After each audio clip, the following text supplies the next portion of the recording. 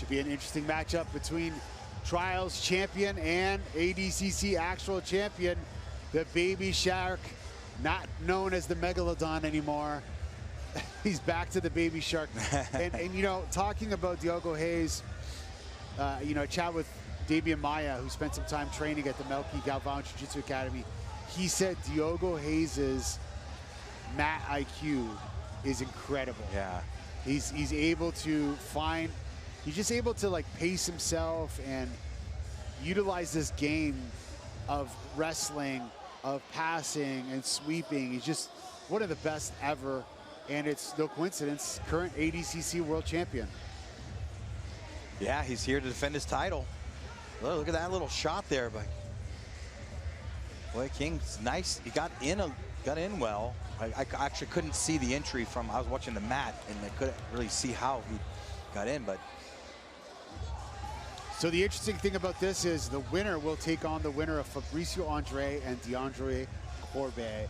And Fabricio Andre, former teammate of Diogo Reis. Yeah. That should be an interesting match. They actually competed against each other in the last ADCC, but they were teammates, so a lot has changed in the last 2 years. If Fabricio can get by DeAndre Corbet. Yeah, I mean, Wei King here looking very good, like good head position. Hand fighting is pretty solid, looking very solid on his hand fighting. Diogo looking for these foot sweeps. Collar tie, little trips.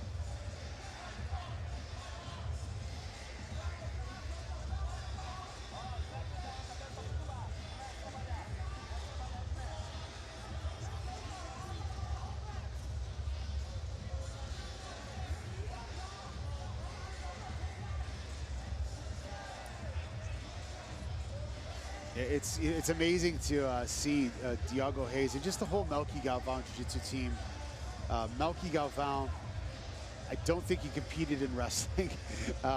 Luta Livre black belt, Jiu-Jitsu black belt, but the wrestling skills that he's been able to teach these young men is so good. Yeah. It's, you know, it's their own style, Brazilian style Jiu-Jitsu wrestling, if you want to call it that, but it works, it's effective, and it's won them countless world titles. Beautiful attempt there. Yeah, that was beautiful. I mean, he caught double, Diogo coming up, double underhook, Sasai over and nearly put Diogo down. I'm telling you, Wei King looks very, very good here.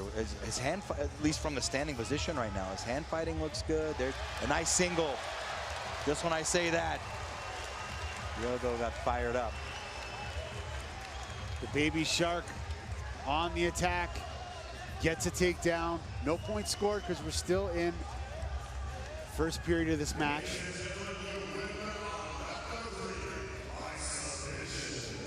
Nice pummel with the right leg. Diogo coming around the corner here. Beautiful should be able to, pass. Yeah, he's almost by the knees, not quite, but very close. Now he's gonna have to get underneath this far foot here. That high leg over. Tries on the arm, but he missed. A little sneaky arm lock attempt, but just missed.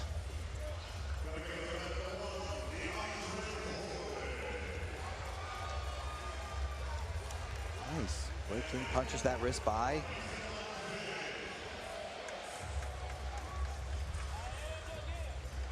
These guys are having to go. So now Diogo back on top. Got a Dart strangle here. See if he's got it locked.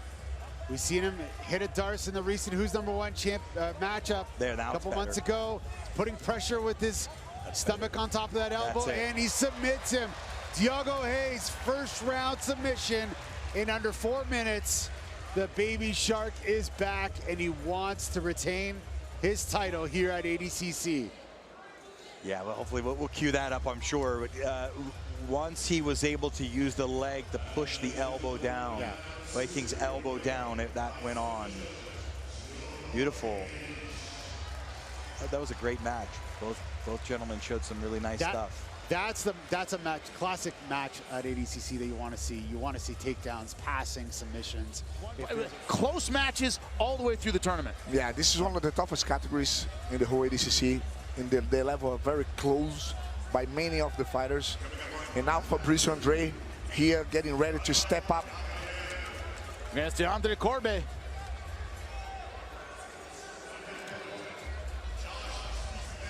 The winner of this match will face Diogo Reis, Baby Shark, on the quarterfinal. That's going to be outstanding. Fabricio Andrade from Brazil. See him in the red anklet. That'll be interesting if Fabricio passes this one. Going to fight his teammate, a previous teammate, Diogo Reis. DeAndre Corbe won the North American trials from Standard Jiu-Jitsu. This is definitely a division full of young guns. I think that's an important thing to keep in mind. Oldest competitor in this bracket, an ancient 31 years old. Everybody else right in their 20s, right in their prime. Fabricio has amazing hip takedowns. One of the most powerful in the weight division. Here we go.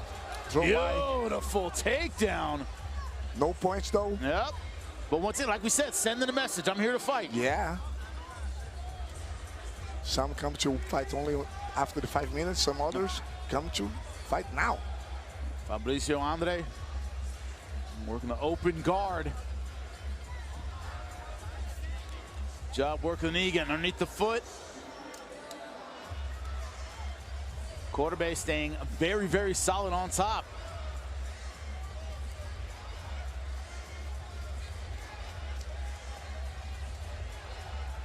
Made it to the quarterfinals in 2022.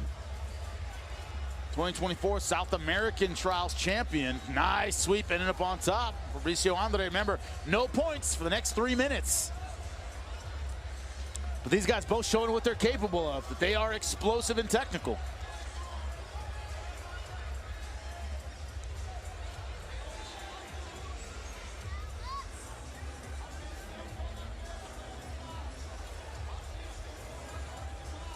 The fans you talk to about this year's ADCC, almost everyone brings up 66 kilograms as one that could be a toss-up. Anybody on a good night, good weekend can win this one. Nice. Talked about those transitions in the takedown. Very explosive, Fabricio Andrade. He does a very good technique here that he just throw the head underneath and just pin the guy by the wrist. Very interesting. Where do you see this more often after the 5th minute, as there's no point so far?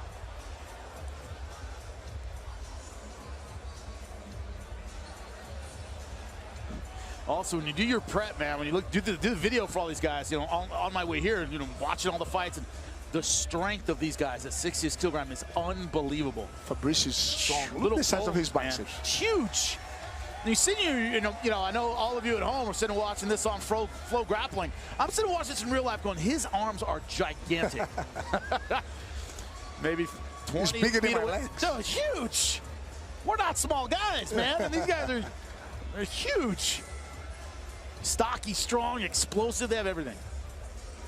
That's why this division, so many fans say, wow, beautiful inside trip.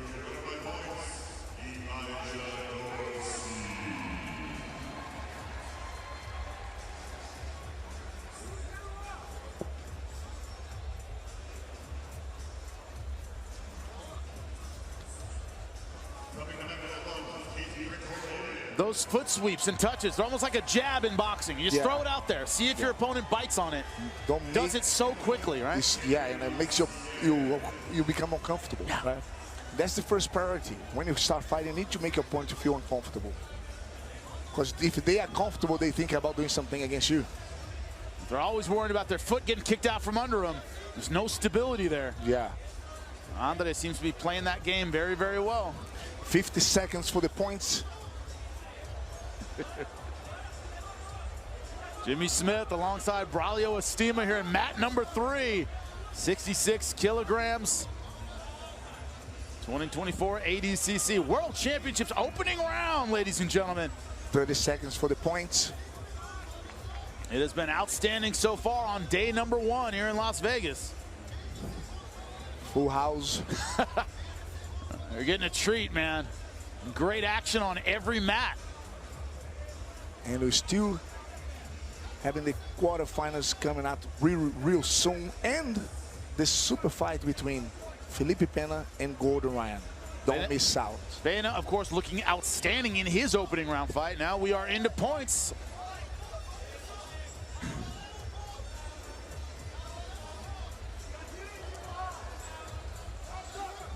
First real commitment to the takedown from Jandre Corbe. Points allowed now. Yeah.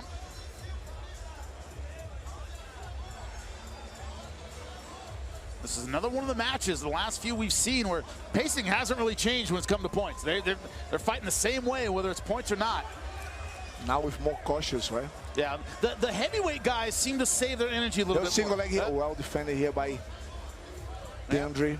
These lighter fighters seem to just have more intensity in the first 5 minutes, second 5 minutes. Heavyweights were a little more judicious with when they wanted to explode, right? Yeah. Good single leg. It costs more for them. A single leg here by DeAndre, well defended. Counter knee pick, ankle pick from Andre. It's a good position here for DeAndre. So flexible. Do you see that?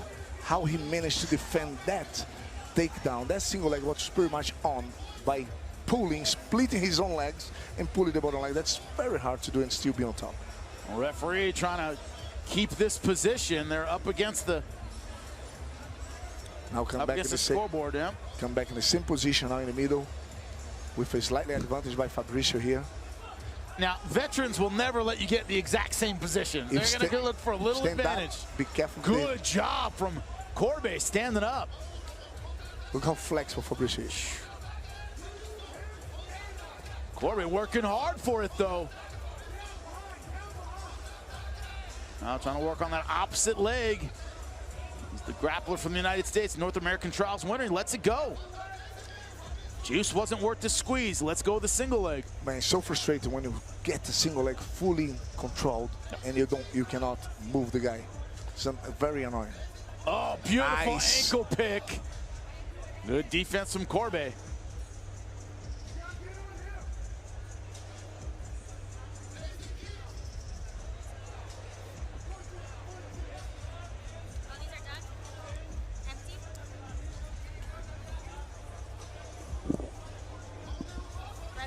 Hand fighting now at the edge of the mat.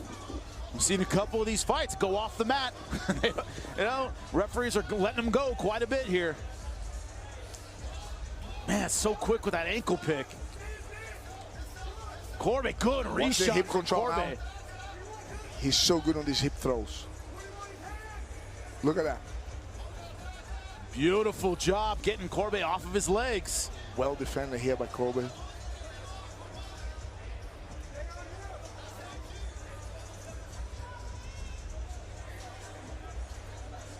2 minutes, 30 seconds left, and another ankle pick to a single leg. That's very good position here for Fabricio Andre. Corbe rolling through for the leg lock. Andre staying right with him. His corner telling him all you have to do is stay on top. Yes. Fabricio Andre ready to roll through to the back. Will he sit up first? That's the question. Yeah, that's like both has opportunities here. There's a lot of things going on right now. There's a possibility to the back attacks, possibility of the heel hooks, disengage. It's so technical. So quick here at 66 kilograms, right? If you don't sit up and stabilize position. Double leg here by Corbe. Job from Corbe. That's a good position here now by Corbe. Have the waist control. Fabricio can spin to the heel hook. Oh, good takedown here by Corbe. Putting Fabricio in a very bad spot here. Fabricio Andre, good job popping back to his feet, but in the eyes of the judges, who will probably decide this in 1 minute and 28 seconds. Back attack. Going for it. No hooks in. Fishing here to put the hooks in. No points yet. Escaped one hook already. Well defended here by Fabricio with already the arm controlled. But Corbe, so far the aggressor in the last couple minutes. That could win him. So far, yes, but there's no points. Yep. If there's no points, it will go for extra time. Exactly. If this was an extra time, that would be it. Here we go, double leg here by Fabricio. Well sprawled by Corbe. Very heavy on Fabricio's head. Yeah, not enough of a setup from Andre. Kind of dove in blind. Yeah, that's not a good position to be in either. Fully extended the arm, lose the power. Good move here. Playing the rules here, Fabricio, nothing happened. 0-0, just over 30 seconds to go. And for the first time, Corbe on top of position. Excellent statement from Corbe on top. As overtime is winding down.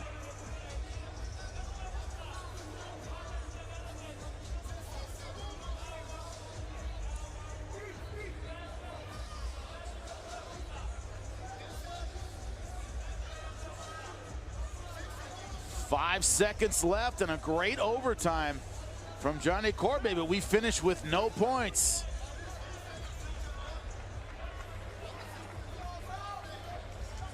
Second overtime, ladies and gentlemen.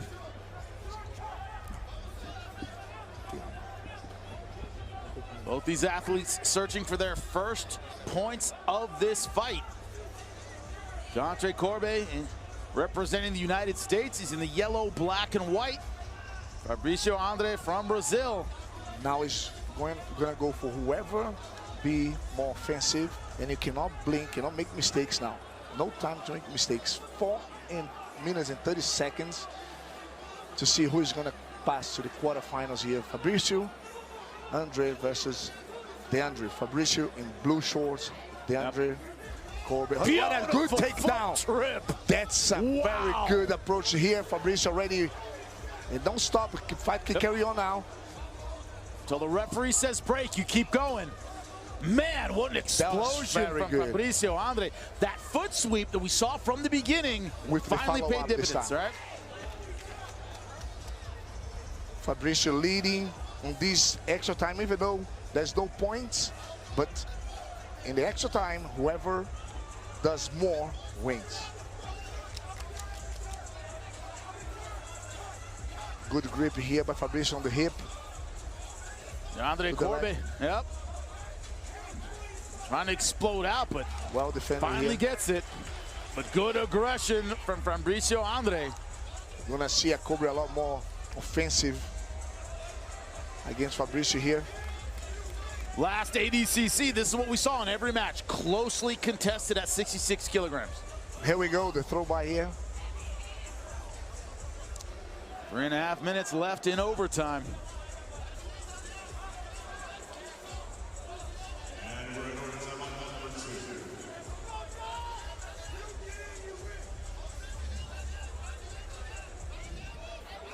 Is when fatigue starts to play such an important role.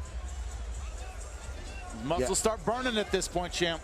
This is like very mental battle now, because it's not, there is no gaps for any mistakes. It's a very tight match. Like 3 minutes to go.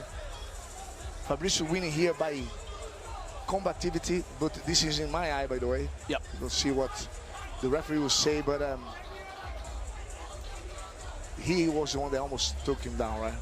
Here, another double leg here. Again. It's gonna go, it's gonna go, it's gonna double leg here by Fabricio Andre, securing no easy points, maybe. Good. If you turn and turtle, it takes away the points. But he had him, he landed on his butt, as you pointed out, champ. Maybe should be points. I think that should have been 2. Well defended here by Corbe. Referee didn't give any points. None yet. One of the complaints for the athletes here at ADCC is if your opponent turtles up on the takedown, you don't get the points. Yeah, but he was if they dropped him right on his butt. Yeah, and then even our support commentator here, Damien Meyer, said, "What is the point?" Damien Meyer, by the way, sitting with us at the table. We got to get a headset for this guy. He's going to come here soon. Plenty of experience here at ADCC, sitting with me at this table. That's DeAndre Corbe trying to come back in second overtime against Fabricio Andre, who has been extremely aggressive over this last 3 minutes. And in a very good position here, you know, more aggressive in this. Here we go, sweep here, take down, sorry. Still clinch on the hip, which is very uncomfortable here for Corbe. Try to spin underneath here, exposing the back. Rolling for a leg lock, back attack. Yeah, but Andre able to keep in this back position, champ. Very crucial position here for Fabricio Andre. Look at that leg flexibility, man. Unbelievable. Got Hooks the points. 1.5 minutes to go. This is a very bad position to be in here by DeAndre. Has just over a minute to get out of the back and score 3 points against Fabricio is unheard of. When Higan Machado talked about taking on Rickson Gracie in Brazil, he said, what's it like to take on Rickson in a competition? He goes, he gets stronger as the match goes. He doesn't get weaker, he gets stronger. That's what we saw from Fabricio Andre today. As the match went on, he got stronger. And very solid, take advantage of the opportunities on the right time. Yep. And now look. Intelligent game plan for the fighter from Brazil. Now he's, you can tell he's just cruising here, controlling, because now the responsibility is for, there's a footlock there, attack by DeAndre, but it's not going to be really tight there. I don't think Fabricio will tap even if it was on. Tough to get a guy like Andre in a footlock like that. Hanging on to the back, 28 seconds left to go.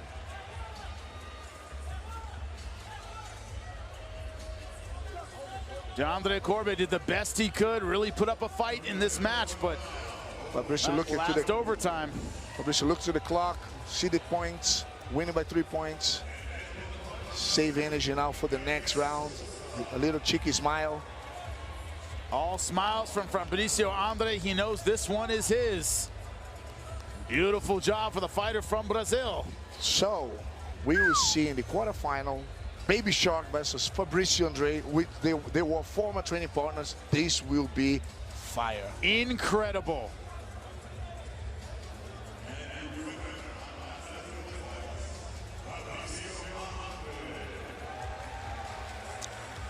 Tough match in the opening round, but he advances to the quarterfinals.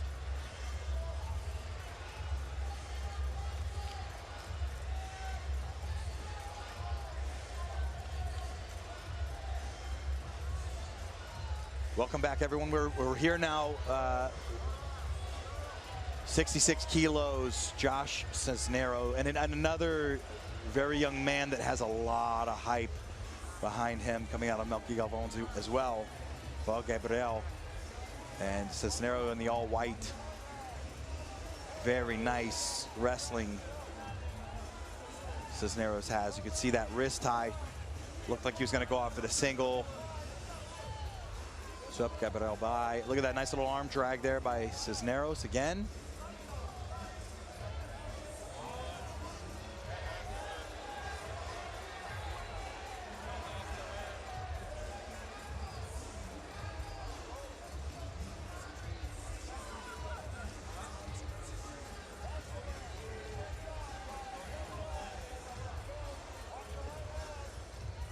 Howell just says, hey, I don't like that collar tie there.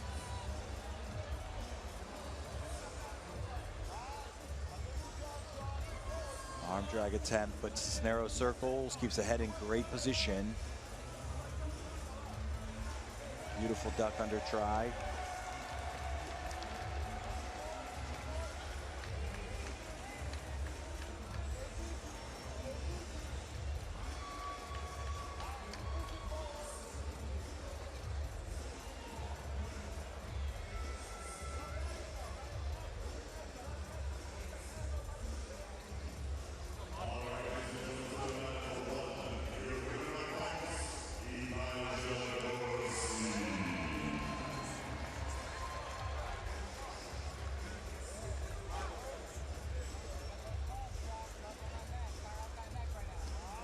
Those guys showing nice again, beautiful arm drag.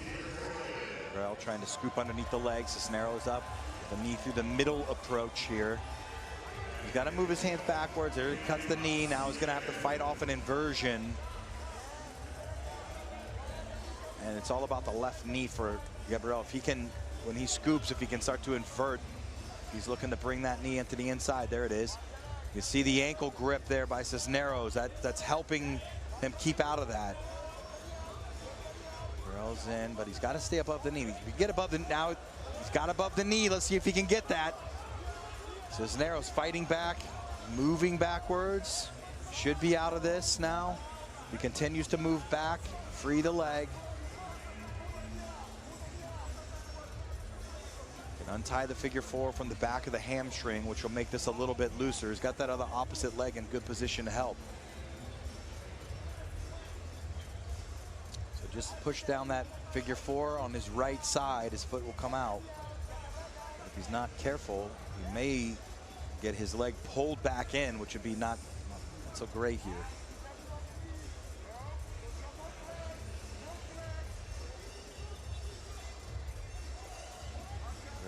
Really trying to pull the leg back in. He's inverted. He's pulled the leg back in momentarily. Now the knee line's safe again. So some nice stuff by both gentlemen. Cisneros keeping the knee safe, keeping his knee line out. Trying to roll through. Raul Gabriel trying to meet that.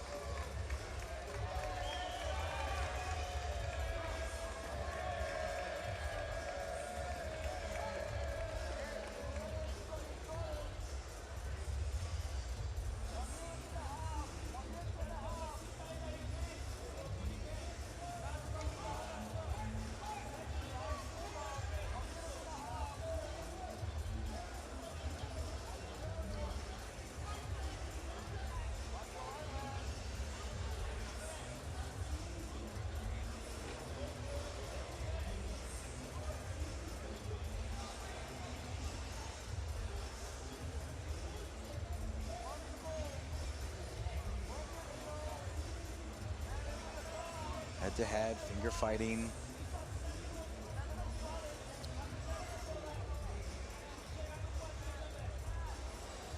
Just under a minute before points are a factor on this. Both guys got an arm drag. It's nice arm drag there. Gabriel did a better job of sagging into the floor there instead of chasing the back. Gotta drop the weight with the arm drags.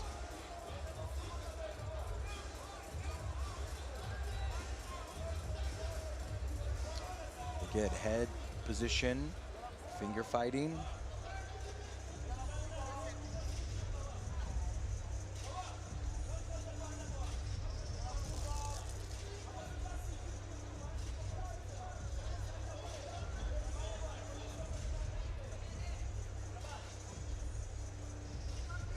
We're all sitting before points, so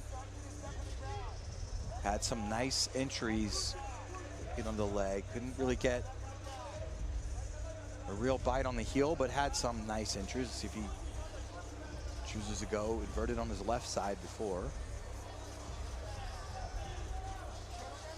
Here he goes again. He's going to invert as he wants to, and then it's all about that ankle. So Cisneros trying to pull that ankle up. That foot's going to try to go underneath. So the knee leads the way, the foot follows if he goes to this left side. Nope, abandoned. Cisneros pressure, put him on his other hip.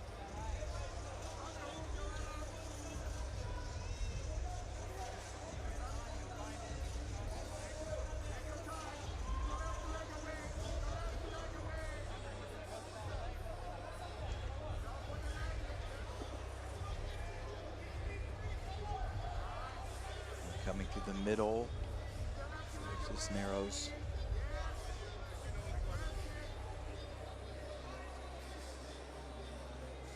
So Cisneros can take a couple of different approaches here. He can pummel that far leg's left leg in the middle, start coming back to the other side. Gabriel looks like he's still trying to invert. He needs to open his left knee up. There you go. That puts him in a three-quarter position, which gives you a little bit more offense, or at least keeps some space so you can generate offense when you want.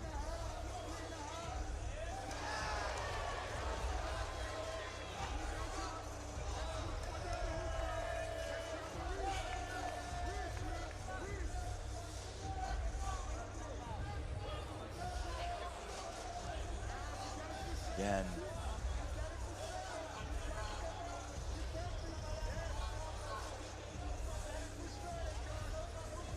Three-quarter guard here. Gabriel. Cisneros. Just stuck right now in the three-quarter guard. Really looking to dominate he's got that ankle, look to sit through, but double unders. Nice leg work there.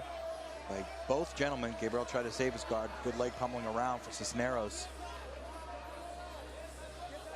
Cisneros on the back of the turtle. He was able to get, he's on the back. He's got to save that right leg. He's going to want to slip it around the hip. So slip it underneath that top leg, get it around the hip. Now he's going to want to push the foot through on the thigh. But Gabriel is turning. And Cisneros got to be careful that Gabriel can't leave through the backside. He yanks this arm out. Go from good position to nothing here. So a lot of work to do for Cisneros. He's looking on the arm here. Let's see if he goes all in on the arm, faces the legs, and tries to roll Gabriel through.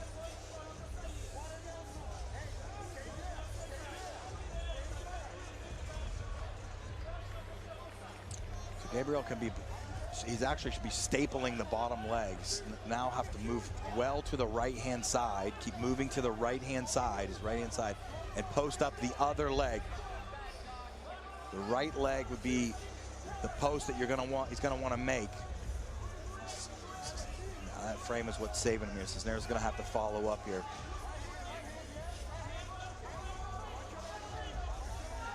Gabriel is out. Gets under, still looking on the leg. See if he can thread his legs through. Backside 50-50 right now. Still couldn't quite get.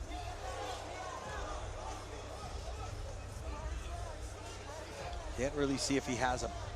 He's got the foot, but he doesn't have the heel. Now he had the heel, but not really isolated. So Cisneros does a good job of kicking out and neutralizing the position. Back on this same side, Cisneros might do well to separate and try the other side. Been passing to this side. And Gabriel's been very, very comfortable on this side the entire time here.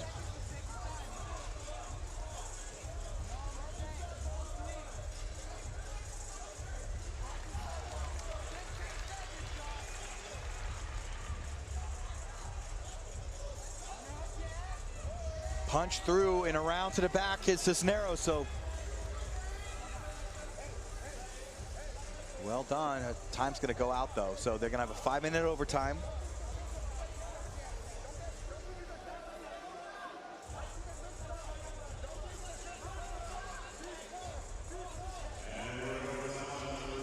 Both guys have shown some favoritism to the arm drags.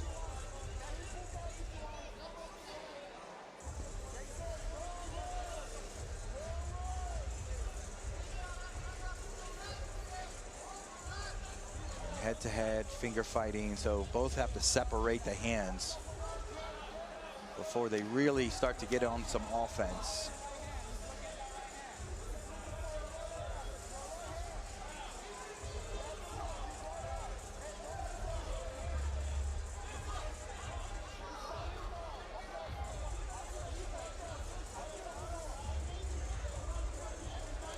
Interlocked fingers for both guys. Neither one of them has clear-cut advantage. Yeah, there was Gabriel freed his hands, twisted him to the outside, then tried that arm drag.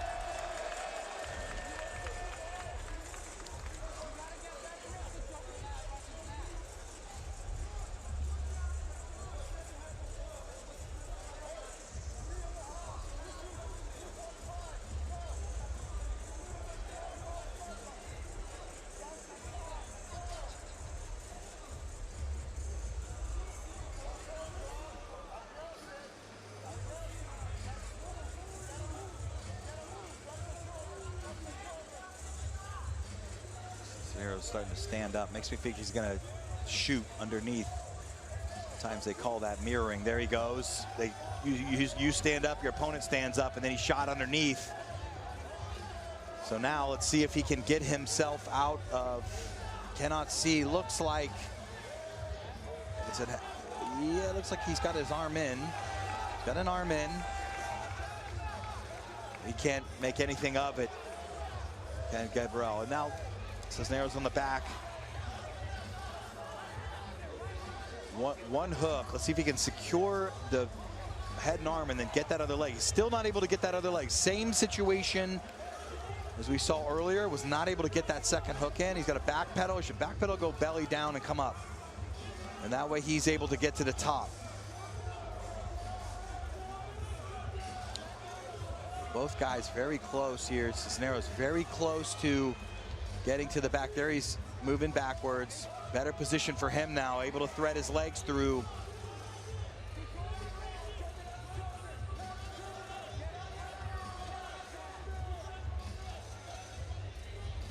Once again here, so same exact position as earlier.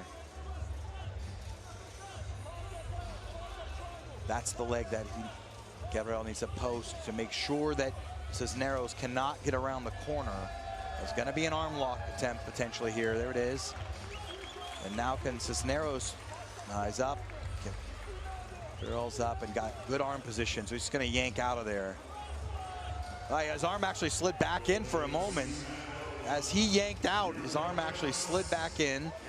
Now he's out of the arm lock. And into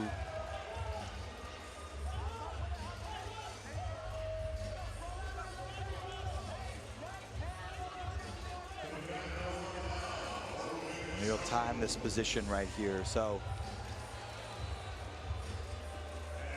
I'm gonna freeze in that position, move back into the center. There's a potential crucifix position coming here.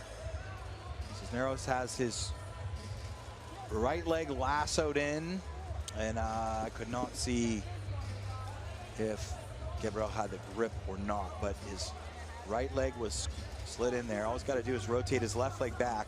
He'll be able to lock a figure four and essentially have an arm isolation, but nope. Choose to stay out front.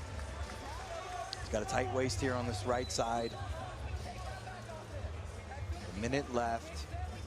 Can Gabriel sit back, lift the legs up, and work himself out of this situation? So he just turns. Cisneros let him out, he turns, he's back on the back, one hook in. Katagatame could be coming here. So you got gift wrap, Katagatame, it's all right there, which would help Cisneros secure a mount or back position. He's trying to half Nelson. Gift wrap is there. It's right there. Cisneros uses the right arm, locks the wrist, gift wraps his own arm. This gives you lots of control for either pressure forward for the back take or chair sits backwards for the back take or mount.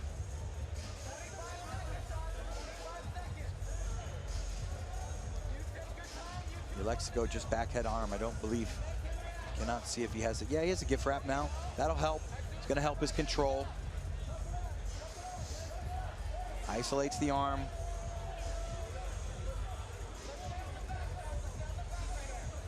Into a triangle. Now that's got an Achilles triangle. This thing's so tight. Very, very tight triangle right there. And I don't know if he tapped or time ran out, but that triangle goes on so tight. It was a very, very nice Achilles triangle.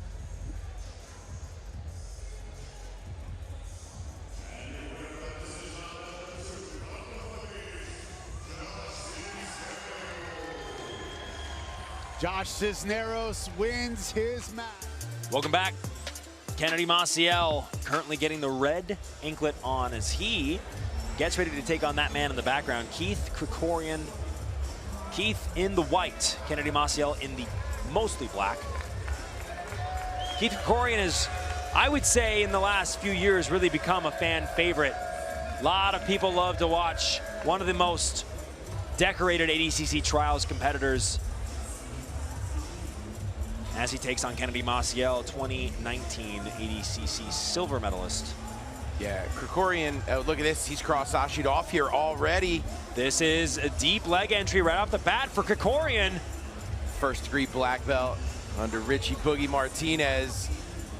Look at this. Now listen, Kennedy, very good defensively, but Keith, everybody's very dry. Match just started. Keith able to, looking to punch that underhook, create a bit of space. If he could sit Kennedy back on that hip and get a good bite here. Framing out, scooting the hips away. Throws that arm up and over top. He does have the legs locked off here.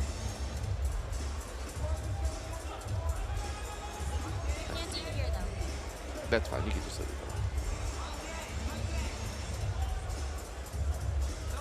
it. Krikorian, a 2018 and 2019 ADCC Trials champion.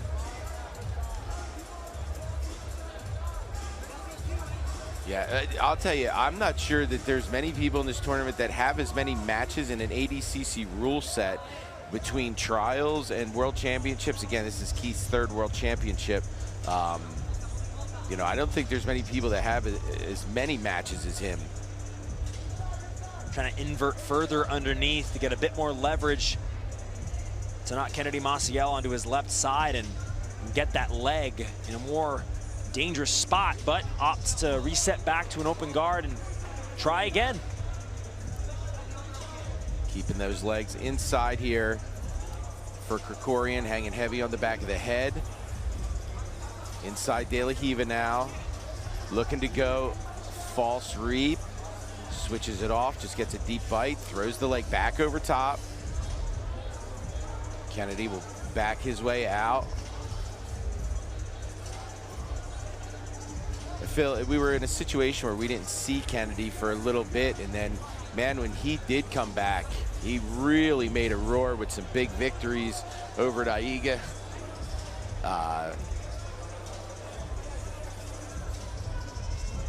Looking for the Choi bar set up over the top with that left leg. If he can fit it through, then he has a legitimate look. I love what he's at doing. An arm attack. See how he's using that leg, busting the posture back down, throwing it back over, busting the posture back down, throwing it back over.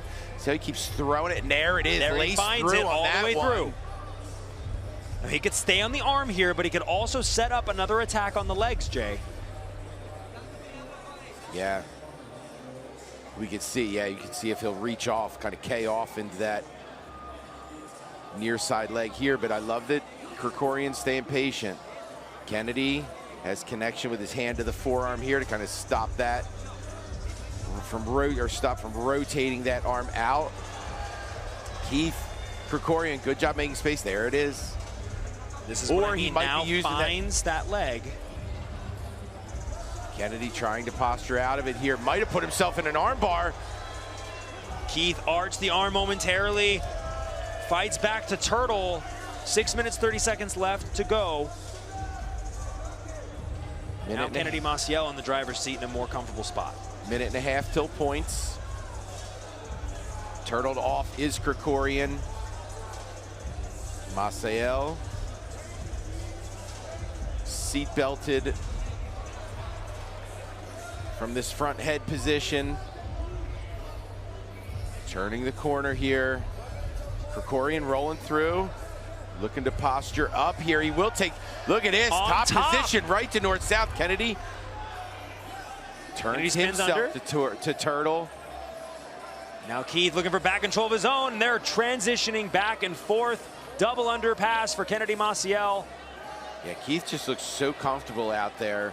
You know, again, you know, jumped to that quickly, you know what I mean? Didn't look and think, you know, oh, I got 30 seconds till points. Maybe I'll take the safe round hold here for a minute. Nope, jumped, lost position over it. Lost position, you know, it's hard to say when you're somebody like Keith who's incredibly good from that bottom position as well. So threatening from there with upper and lower body attacks. Maciel, heavy pressure forward. Oh, hands connected here. Let's see what he could do with it this time from Turtle. Kennedy, nicknamed Cobrinha Jr., largely due to the impact that his father, who's in his corner, has had. He's on a this could be trouble. Guillotine, the same side. Krikorian, very good getting that elbow pass. So that was that Katagatami guillotine where the arm and head are connected together and crushed on the same side of the body. Krikorian, good job getting that elbow past that hip line. Be able to give him space here. Now we are into points.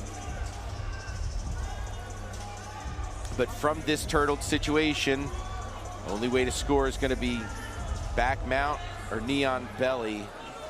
Quickly fights around to the back, but Keith Krikorian once again Pulls over top. Even if he passed here, he wouldn't get any kind of points because top and bottom needed to be established, but man, might put himself in a very nice drag situation here as Kennedy looks to attack that far side leg as he's K'd off. Steps the knee over top. Krikorian has talked about his mindset shift coming into tournaments and how that has led to significant improvement, learning to enjoy jiu-jitsu more. Yeah. Which, as much as he does jiu-jitsu, looking on the outside heel here. Oh, look at this. Krikorian might have an opportunity to pass to the outside. Yeah. For as much as Keith competes and trains, you know, for him to love it, you'd think would be an important thing. You know what I mean? So it's really good to hear that. Great human being, too. High steps that back out. Kennedy staying hooked in on that K guard. Now butterflies that Ashi off. Krikorian keeping control of the knee, and it's Krikorian that's elevating that near side leg with his head. The Martinez brothers in the corner of Keith Krikorian, as well as the man himself, Eddie Bravo. In the corner of Kennedy Maciel, Hubens Kubrinya Charles, as well as Mikey Musumeci. And we are scoreless here. I highly doubt there's been any kind of that there's been any kind of warning or anything given to either of these competitors. Possible guillotine attempt by Keith Krikorian. And as long as that, good job by Krikorian. See, I believe that he went for the guillotine. So as long as Keith initiated that guillotine, there is no points. He turtles anyway to avoid that situation. Maciel trying to throw that first hook in. Oh, Krikorian might give up both hooks here. And he does! Oh, wow. The body triangle! Maciel onto the back. 2 minutes. Figure four off. Krikorian pushing forward here. And listen, double wraps underneath from Maciel. Now you see him trying to threaten over top with that other arm. Again, 90 seconds. Krikorian gonna have to get out and get to a score, either a pass or onto the back or a finish here.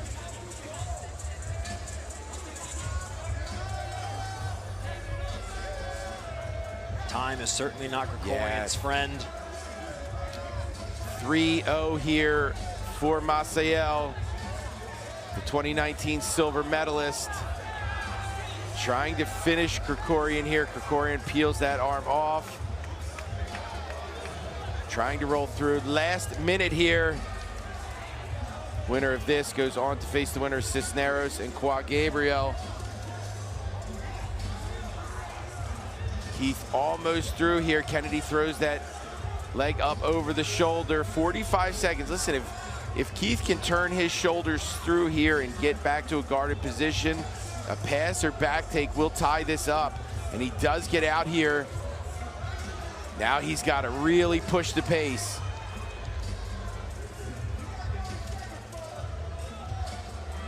Maciel trying to stay guarded. 20 seconds to go.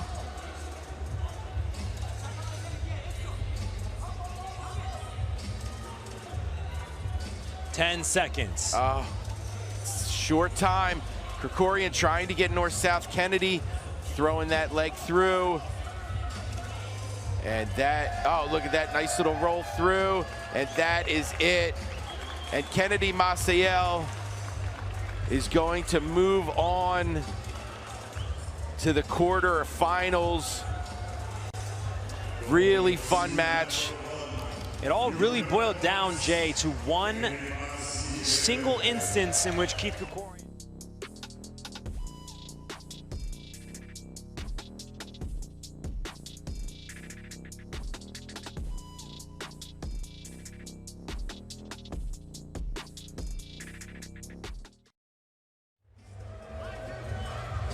All right, ladies and gentlemen, welcome back. Mat 1, Owen Jones and Gabriel Souza. My goodness. Souza opens up with a dynamic armbar attempt. Souza top position, the invitee, medalist from 2022, Owen Jones, European Trials gold medalist, incredible run, known for his leg attacks, very good from the false reap, very good from reverse close guard, trying to get to the leg of Souza. Again, when you think about path to victory, getting onto a leg of Souza would definitely be probably his best bet, or his best ability to at least finish Souza. Souza on the feet, very good at this loose flank passing.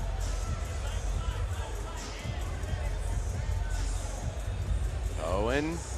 In on a leg, albeit a bit shallow. Gabriel Souza, the silver medalist from the 2022 ADCC World Championship. The year that Diogo Hayes would capture the gold medal. Gabriel Souza, the #2 seed here. He will take on, the Souza Jones winner will take on the winner of Dorian Oliveras and Gerbeg Ibragimov.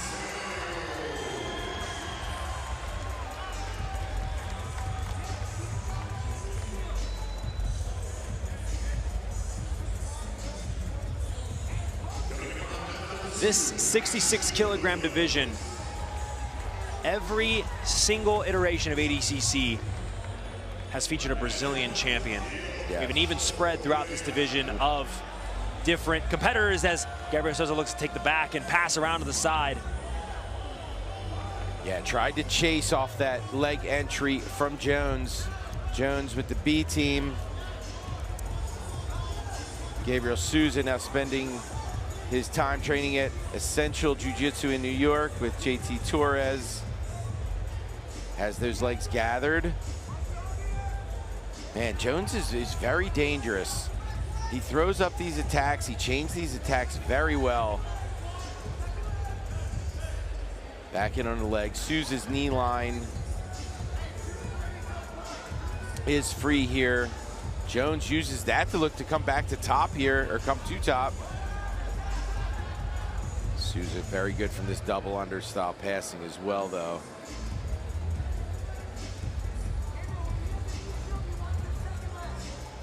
Little Rotolo style leg pin passing here. A lot of people have been getting a lot better at dealing with the frame on the hip. Notice that Gabriel Souza will look for the frame on the hip. The bottom competitor that used to be a very stifling option. It still is for the unaware. But Owen Jones now, look at that. He is so quick onto his entries. Reacting to Gabriel Souza, and now getting the legs wrapped up, but Souza so quick at getting the knee line free, and Owen Jones back in on it. Yeah, and the thing with Jones too is you don't see him like throwing up a reckless attempt. He gets control of the ankle, and then he is working to try to get as good of a control as possible, whether it be from cross ashi, outside, whatever it may be. But it's not just like he's spamming a leg lock and just Souza's getting at him. He's not even technically really attempted an actual finish yet.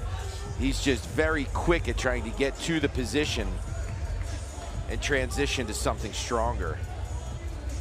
Gabriel Souza representing Central Jiu-Jitsu in New York. Team led by 77 kilogram two-time champion JT Torres. Also featured in this occasion at the T-Mobile Arena today.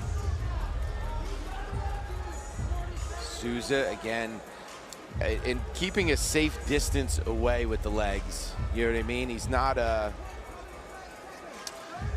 letting his legs get too close to Jones so that Jones can underhook and get in a bit deeper. He's very good at playing this ranged game from top is Souza. I really enjoy his passing style because it's like pressure without being chest to chest. Again, Jones, as soon as he has the opportunity to get on a saddle, he does, and now he's on the leg. again, you see how he's not spamming a finish here. He's controlling the leg. Again, Souza very good at pummeling that secondary foot to the butt there. He'll stay seated. We are into the points portion of the match.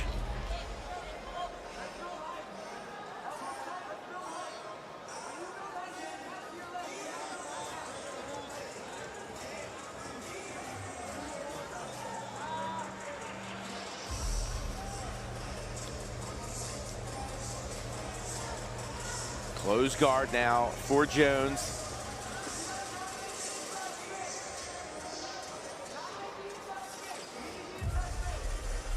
Let's see what Souza does from here. Again, this is a situation where the judges aren't going to let you kind of sit and hang here. They want you to be aggressive from this spot.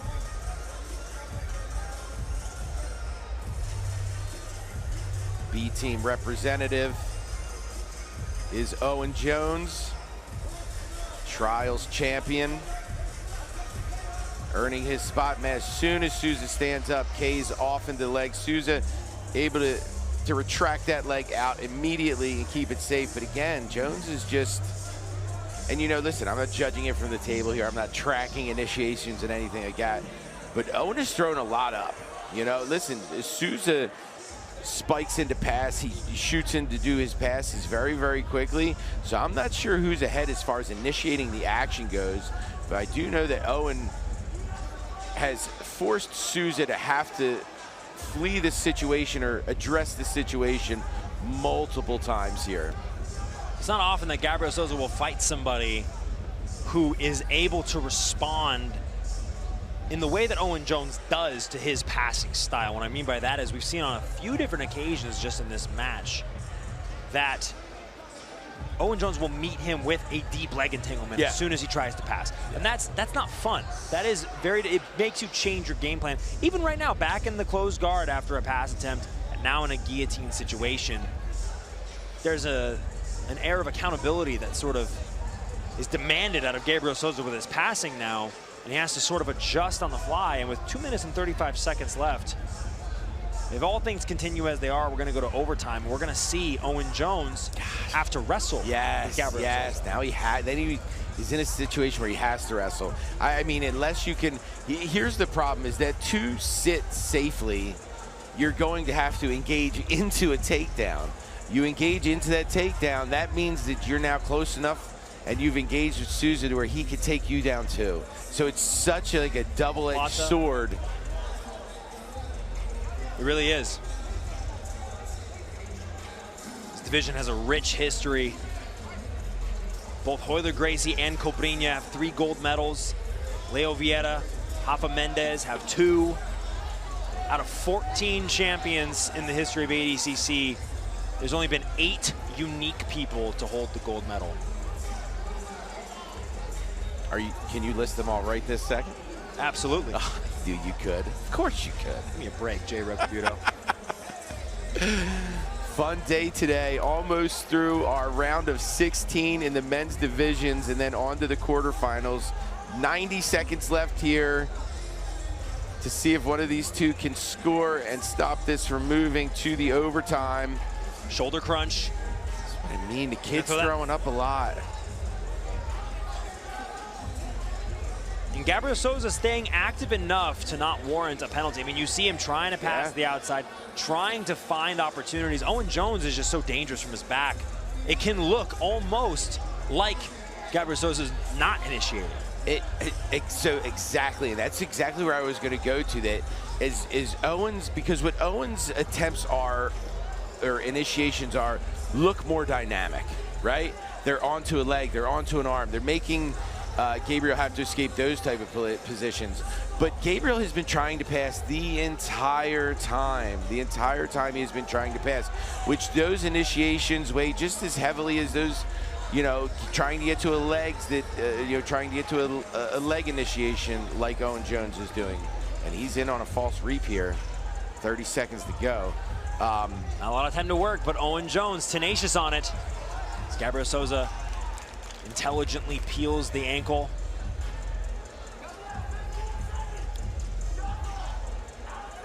Short time here.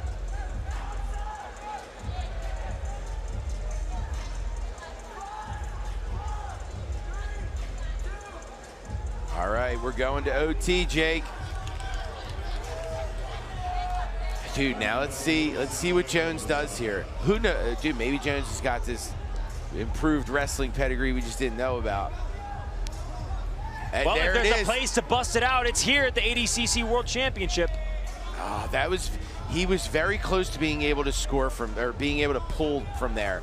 You know, very good job of Souza getting himself disconnected and far enough away to where he kind of stifled that. Oh, and look at this. There we see where we thought there might be an advantage in overtime would be in the wrestling department for Gabriel Souza. He might have stood up just in time there, Jones. Oh, look at this. Oh, wow. Arm over. Oh, wow. This could be an armbar, Jay. If he gets some extension goodness. here. Oh, my goodness. Owen Jones submits Gabriel Souza. Huge upset here. The Trials champion from B Team, Owen Jones, arm locks Gabriel Souza in overtime. Wow. That is huge. And that ability for United States, North American Trials champion.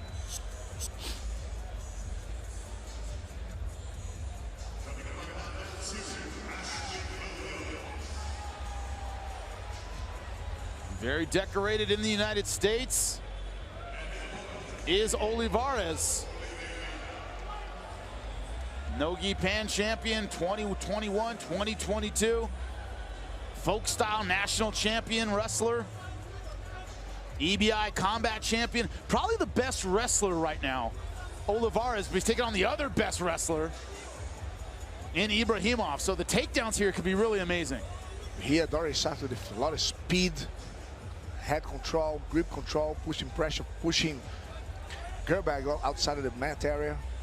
Two dark horses here. Two guys whose style is just really difficult to deal with. Olivares is like a hammer. He's just always going at you. How fast he is. And 18 years old. Unbelievable, yes. Crazy, eh? They don't do kids like they used to anymore. No, they do not. Dorian Olivares has some offers from some D1 teams. Outstanding youth level wrestler. What they call junior level. Just his pace is just beyond what a lot of people can deal with. Single leg. Nice Look approach at that. here. Beautiful takedown. To the back attack. Ibrahimov in trouble. And this is why both these guys are considered so dangerous. That's a very good attack here, but well defended here by Ibrahim. Showing a very good skill here in the grappling match. Wow, look at that. How flowy was that escape. And as we said before, you can't really outrun the guard. Well, you know, Olivares, that's how he passes. He just spins and spins and spins and spins and goes for it until he gets that pass. Single leg here by Ibrahim. Ibrahimov, sorry. That's a very good counter attack here by Dorian. Gerbag Ibrahimov trying to use his half guard from this position, trying to maybe slow down Olivares. Olivares, the standout wrestler, 18 years old. Just puts so much pressure when it comes to his passing. These slides here well defended by Gerbag. By holding the hand. Now it's a possibility of a bravo choke here. Or anaconda, how you call it. Or I mean out. Call it whatever you like. You can't breathe, you can't breathe. Beautiful pressure on the head right now. Nice. Knee pick. To the back. That relentless pressure of Olivares. Love the transition there. Look, very big position here for Dorian. And gentlemen, there's no even points allowed yet. He's going for the kill. Yep. Looking for the choke on Ibrahimov. What a good position here for Ibrahim. Wow, look at that. Great Table reversal. turned. Table is turned. What a scramble. Now let's see the defenses. Ibrahimov with the crab ride. Doesn't have the hooks in yet. We're still a minute 46 away from points. Still have the lead of the control. To the back. Very well defended here by Dorian. Wow, so technical, putting his hips away. Wow, regained. Into the guillotine, however.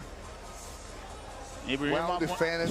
And back again, straight away to the guillotine. Wow. 1:20 from points, and they're putting all this into this match. They going at it. Going for the kill. Arm attack here by Gerbag. Referee getting all the photographers away from the side of the mat, as this is aggressive. 1 minute for the points. I don't think we're going to see any change at all when it comes to the points. These guys are aggressive from beginning to end. From the beginning, there's no points. They want a submission. Take him down and get to the submission for sure.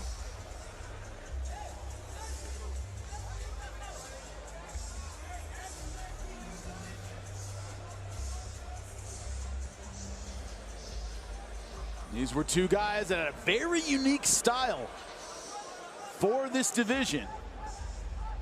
Wrestling-centric, great transitions.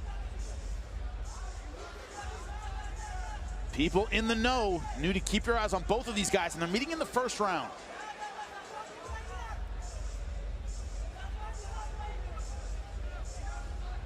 Dorian Olivares from the United States, Gerbeg Ibrahimov from Russia. 30 seconds for the point start scoring. He's not waiting for it. He's not waiting for it. Nope. Excellent guard mobility from Ibrahimov. Good X guard here. 10 seconds. If he waits a little bit with a good control, he can score the... Wow, look at that. No time to rest, man. What a good sweep, but there's no points at 5 seconds. Nothing happened. That was a little bit of the experience. Could have held a little bit more longer, but now points are allowed. Don't expect these guys to slow down at all. Nothing changed in the office for them. Great flexibility from Ibrahimov. Impressive how good the guard Ibrahimov has. Yeah. Olivares with that. He's going to try to go to the back. He's going to try to go to the back here. A little jump. Gerbag is aware of it, so he's protecting himself.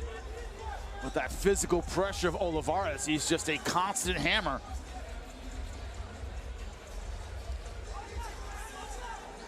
X guard here once again. Deep half guard, kind of.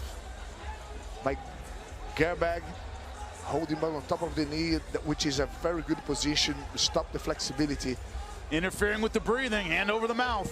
Locked down here. This is a very good position for Gerbag. Look at the flexibility of Olivares, though. Yeah, he's quite stuck there, though. Exposing a sweep to the left side of Ibrahimov. He's freeing the knee. Got back in.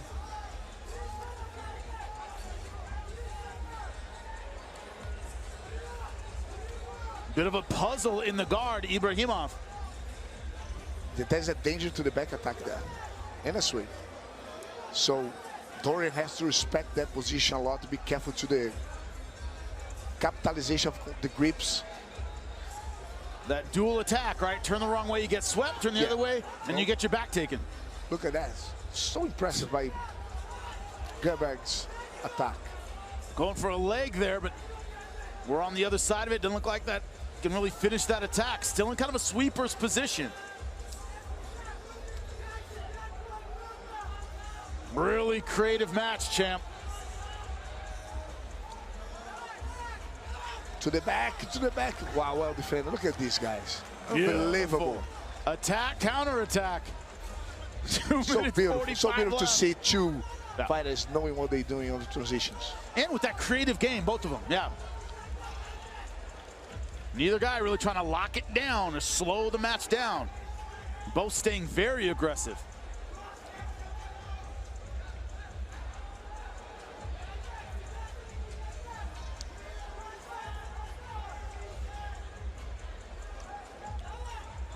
Gerbag tried to get to the single leg here and stand up and cut the corner, maybe attack the back, but there's a danger there on the guillotine.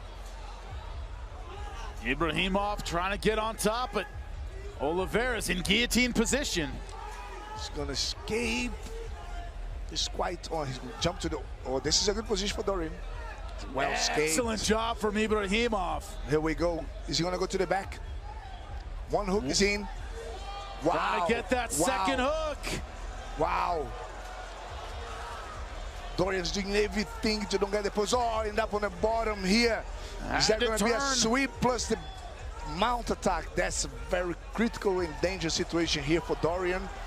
The very last 2 minutes. He's got to get Oliveira's flattened out to get his points. He's still on his side. Remember, we are mat number 3. A lot of action going on in the first 2 mats. There was no points given yet. None yet. I think he never had Oliveira's flat in that mat. He's always on his side, always pushing. Got to stabilize That's 3 control. points now. Now we have the back take. 1 minute left. The Russian Gerbeg Ibrahimov in a very good position here to pass to the quarterfinals. He's going to go to the mount now to stack the points. Look at the length of those legs, champ. All the way around the body in the triangle. Look how he's locked. They said, no way I'm going to get out of that. Dorian has to get out and pass. What a difficult situation to be in. The last 30 seconds to go. Get back 3-0 in a very dominant position here. What a veteran performance from Ibrahimov. It was Oliveira attacking, and Ibrahimov found his moment to take the back and win the match. 15 seconds left.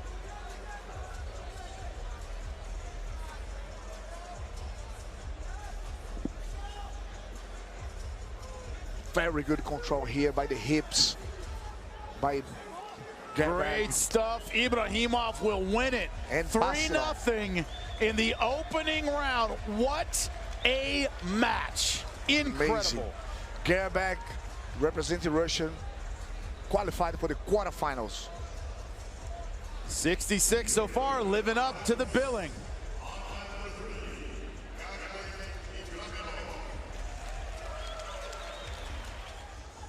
Ash Williams, European Trials winner 2021 from the UK. This is Pato versus Ash Williams, 2 of the best in the world. Brazil, South America versus Europe.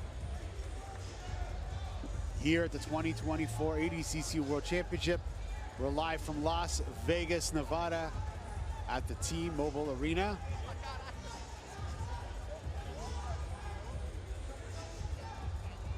Waiting for a restart here. Pato decked out in the AMP Oakley collab. Rash guard and short combination.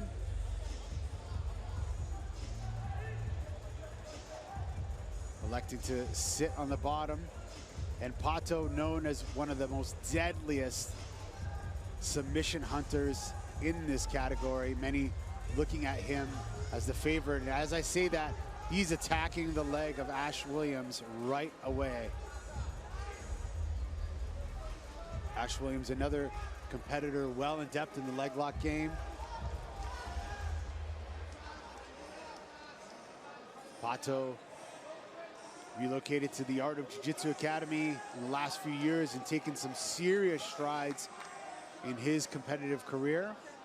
Being cornered right now by Rafael and Guilherme Mendes, the Mendes brothers, as well as Tainan Dalpra.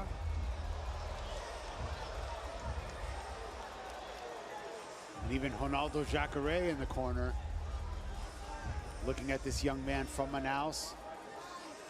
Ash Williams, high stepping out of there, playing it cool. He's got to watch that leg. Pato using it to get on top.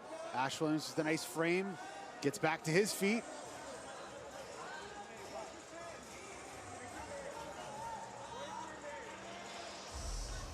We start in the action here. Pato stalking Ash Williams.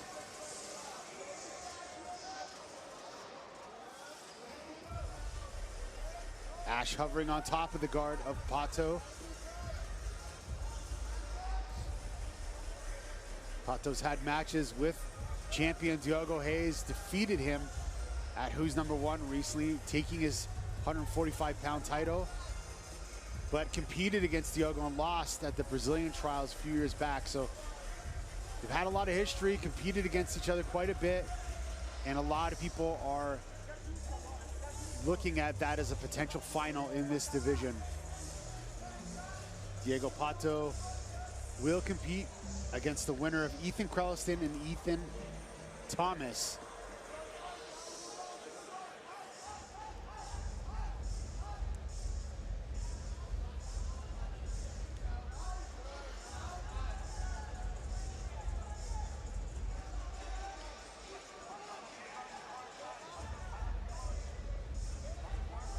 Pato pulling underneath the hips of Ash Williams.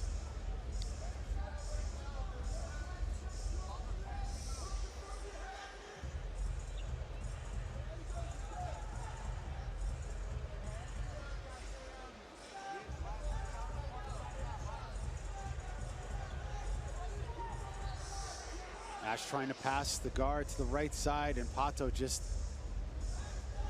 blocking that pathway. Pato now inversion, looking to get on top, using that opportunity, looking for the back, gets to the top position, does Diego Pato.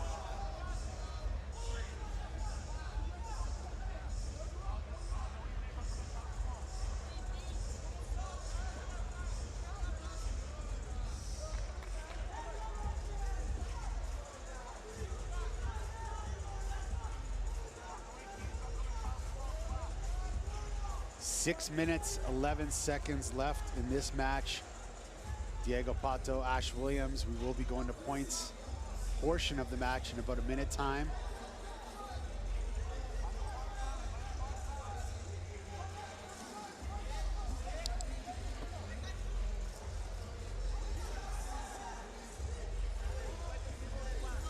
Pato on the attack once again. Looking for the heel.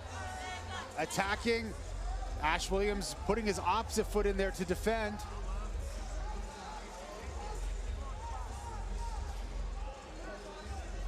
Ash Williams doing such a great job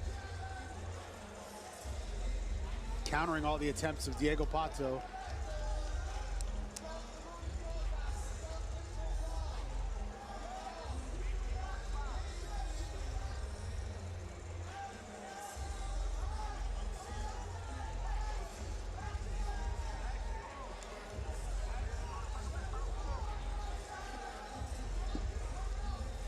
Pato now trying to get his hips underneath. 5 minutes left in this match.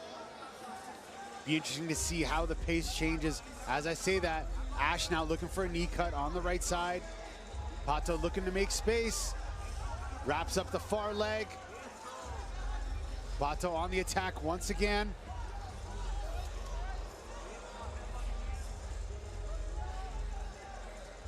Diego Pato, one of the most nastiest submission hunters in the game right now. No coincidence, he's going all in on that foot of Ash Williams. Ash making space and was able to escape.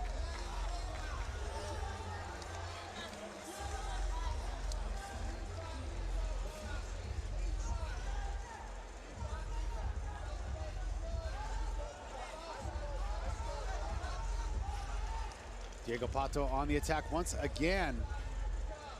Inverting, looking to get a foot, looking to wrap a leg. Crossing that leg out.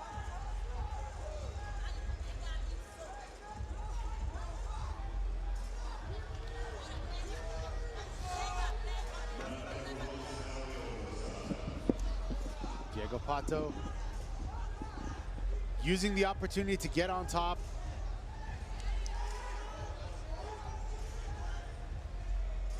And as you could imagine, Sean Williams, this has been a leg lock shootout pretty much the entirety of the match. See who can untie the leg the best right here. I mean, both 50-50. There's Ash now had a show on the foot.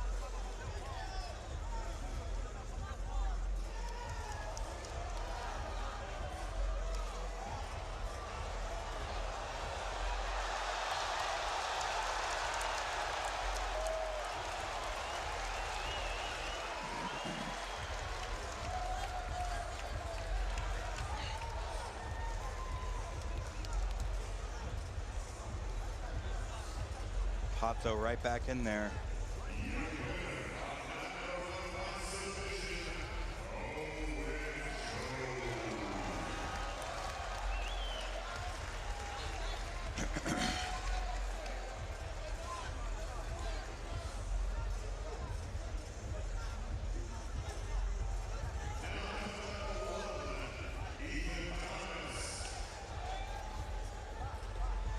Two minutes, 15 seconds left in this match. Both competitors looking at the score clock here. So Pato, he's got his legs in really good position. I mean, he could come up with an underhook and pass. He could come up into a Darce type of an attack. Like, he's got a lot of opportunities here with this leg position. He could try to take the back. Yeah, if he switches his legs, try to take the back. So I think they were looking to see if he was going to get points for the reversal there, but I don't imagine doesn't look like they're going to give it to him. Maybe because the transition took too long. Yeah. Pato now. He's in good position. Yeah, he now should be able to mount here. Different strategy. Points are on. Pato's now progressing, looking to pass. Got a nice underhook on that left side. Double underhooks from the mount.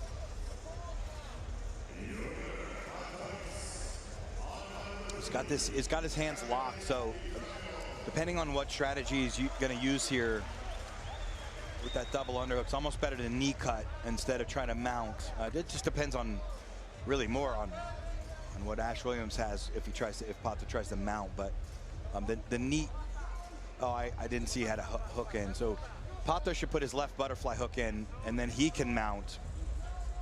There, he's trying. That makes this whole position much easier for Pato. If he puts his left hook in, there's the knee cut is much more favorable when you have the double underhooks there. Yeah, he's stuck him. He's going to stick him. Yeah, he's got to get that back pinned, and it looks like he got the three for the pass. Pato is 45 seconds away from winning this matchup against Ash Williams here at the 2024 ADCC World Championship.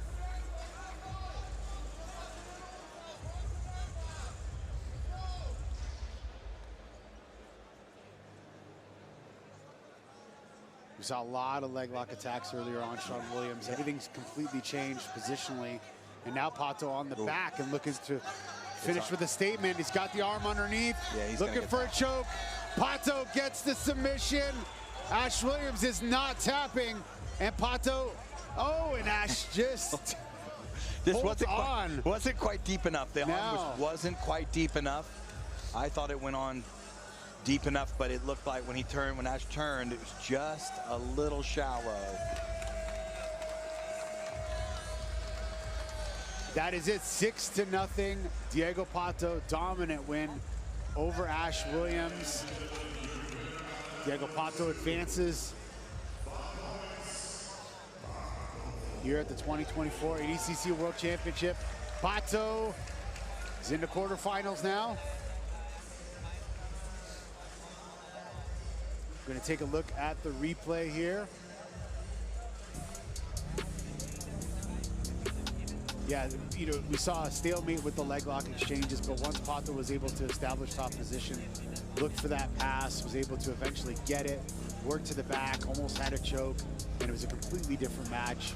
And showing the versatility of Diego Pato, really was a guard player kind of originally in his career, and he's kind of adapted and accepted the no-gi leg lock game and so much more. One of the most dangerous competitors, Diego Pato Oliveira. Don't go anywhere, guys. We'll be right back for more action from the 2024 ADCC World Championship.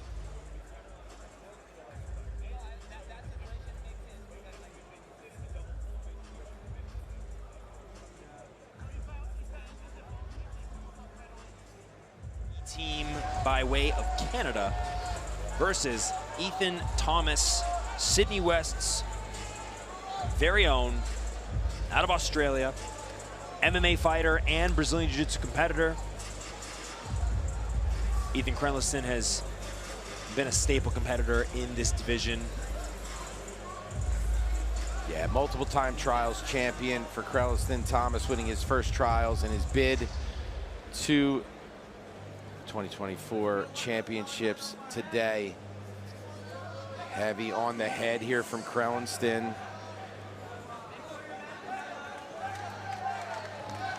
Winner taking on the winner of Diego Pato and Ashley Williams. Oh, Thomas, beautiful shot, brings Krelliston down to his hip. Oh, look at this, turning over, staying connected there, and Krelliston will end up butterflied, looking to elevate here. Thomas.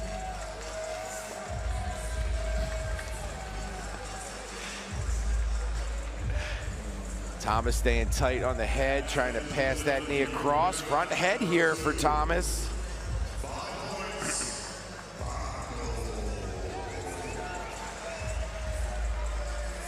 Krelliston scooping underneath, looking to control that leg in this, what a lot of people call the dogfight position.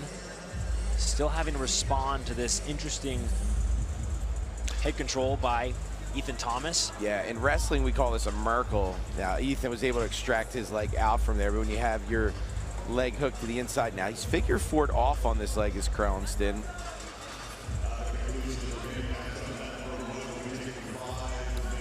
Double unders here for Thomas.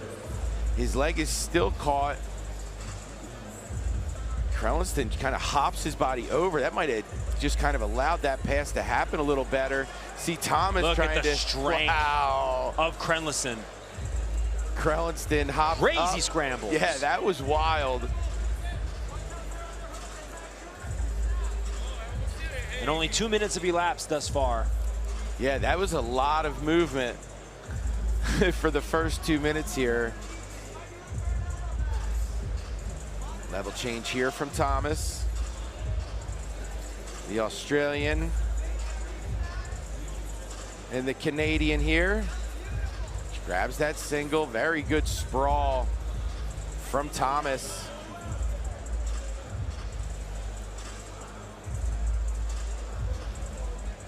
Staying in that tie clinch. This will be the last match of our round of 16. And then we got to figure out our quarterfinals coming up next and who's going to go on to day 2. A lot on the line in this next round of competition. Remember, at 4:45 p.m. Pacific time projected. We also have the capstone matchup of the first day of ADCC competition. Wow, body lock. It looks to just, let's see if he steps in front, he shoot to that power twist. If he steps that leg in front, he'll be looking to power twist him over the top. And Thomas, again, just great awareness, and he'll end up as the top player here.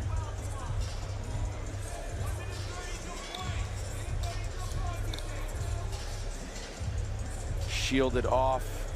Krelliston looks to put that foot to the other side. Scooped off. Looking to K-guard, it looks like. Thomas.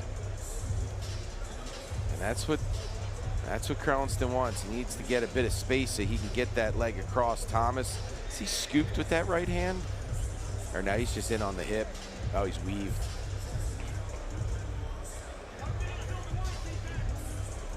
Oh, now Ethan looking for an opportunity to invert underneath and possibly scrounge up a leg entanglement of his own.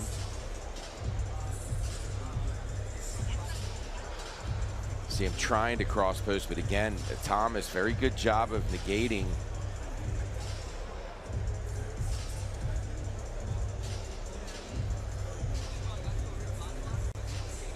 Staying on the feet now, trying to drop that right leg over. Krelliston looking to build height here. Look at this, Ethan Thomas, and on a guillotine.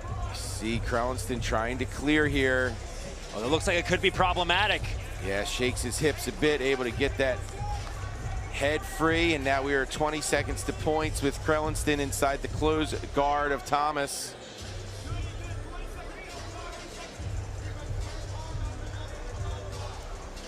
Krellinston, multiple-time ADCC veteran.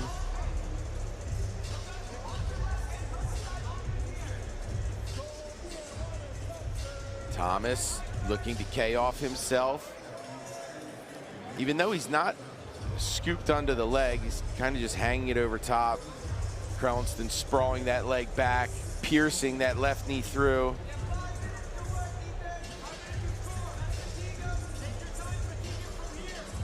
De La Hewitt off to the inside. Krellinston, pressure on that top hip, getting his head over top, kind of camping out in this position, making Thomas carry this weight.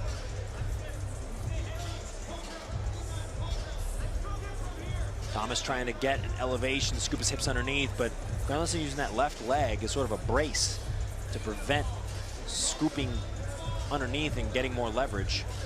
Yeah, and as long as he keeps weight over top of the knee of Thomas, like now you're making Thomas have to elevate you laterally with that leg. And that's just very, very difficult. Not good on your knee. He's clamped underneath the head, so you're looking at that type of resistance as well. And there it is, built tight, scooped up. They'll end up back on the feet with 4 minutes to go. So now they can't pull. This will be interesting here, Jake. Well, it seems as though the greater deal of wrestling success has come from Ethan Thomas, at least in this match, but Ethan Krellinston is so well-rounded. And looking for this single leg continually is Krellinston. B-team, a room full of absolute warriors, competitive in all areas of our sport. Again, tie clinched. There's feints. They're drawing Krellinston. Oh, look at this. Krellinston right into the body lock. And immediately, Thomas sinking his hips very low. Good job shelving that leg by Krellinston, but keeping that whizzer very tight. Krellinston looking to sneak into a leg here. Oh, and looking for the back. One hook in. Wow. He power halves him off to the side. He might be able to sneak that secondary hook in. You see him keeping that left arm. Now that's all the way through here. He does have to watch like a full Nelson type situation where both shoulders are trapped, but he looks okay now. But he's got 2 minutes, 40 seconds to try to insert this second hook and get a score. And you know that Thomas is gonna be so over-focused on keeping that right leg of Krellinston from entering in as a hook. Pushes it, trying to push it back out. His hips are turned here, so this is kind of an awkward angle. Now here's the thing though, if he ends up in mount, he's gonna get the mount points. So yeah, honestly, Thomas has to stay on his side here. Precarious position for the Australian. But if Krellinston can make him turn one way or the other and get chest to chest or chest to back, keeping the connection of the feet, he can score those back points. You see him physically with his hand trying to pull that wrist up. Oh, and he's gonna get the position. Very nice, good patience from Krellinston, and it's gonna earn him the 3 points from the back here. A clutch 3 points. With just a short minute 45, time, too. yeah, minute Short 45 time to go in the match. And Ethan Krellinston finds the body triangle. Gotta think, barring Ethan Thomas blitzing out of here and making a submission happen in borderline miraculous fashion, Ethan Krellinston will punch his ticket to our quarterfinals.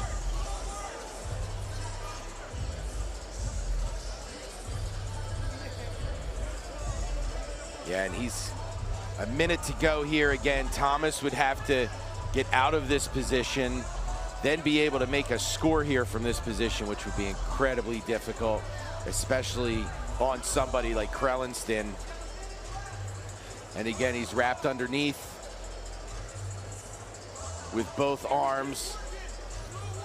Thomas trying to turn through. Now, here's the thing. If Thomas were to turn through and give up the mount, Krelenston would score again from there. 30 seconds to go.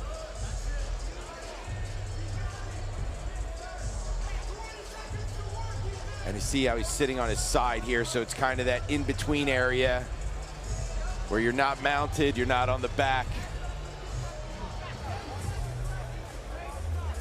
And with 10 seconds to go, we're gonna see Ethan Krelenston and Diego Pato in the quarterfinals, Jake. A lot of eyes on Pato, a lot of eyes on Krelenston always, and now we will see them in the quarterfinal as Krelenston puts together a clutch 3 points in what was a very competitive match here at the 2022 ADCC World Championship. But this match has a little bit of extra spice on it. We have Diogo Hayes, the Baby Shark, the current ADCC World Champion, taking on his former teammate, Fabricio Andre. The Hokage is back, powering up, and he wants his revenge on Diogo. Yeah.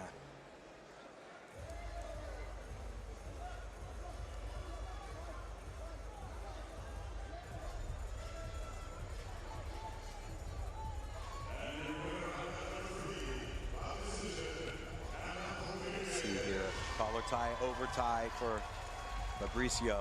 That over tie is where you got to watch those flying attacks if you're on the receiving end of an over tie. And you know, we talked about this earlier about the Melky Galvão School of Jiu-Jitsu. Obviously, Fabricio Andre teaching at Alliance and training at Alliance Jiu-Jitsu now. But the wrestling background of both these guys, very unorthodox, especially Fabricio Andre. Because Fabricio will throw in flying arm blocks, flying triangles, combining those with collar ties and single legs. He just does, you know, a very, very exciting game. One of the most exciting competitors in the sport right now. Diogo, his wrestling game is very, very sharp, very precise, very methodical. See him picking up that single leg. Yeah, and Fabricio Andre can really throw well.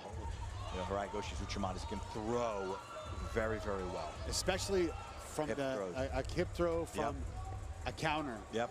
He's very, very uses that to counter shots like doubles and singles, mixing that judo jiu-jitsu style in the nogi grappling game. Nice. You got a little slide by Diogo there. Collar tie off. A little sweep single. See if he can. You could break the leg to the front. Chooses to run the pipe and then try to switch it back to a double. So.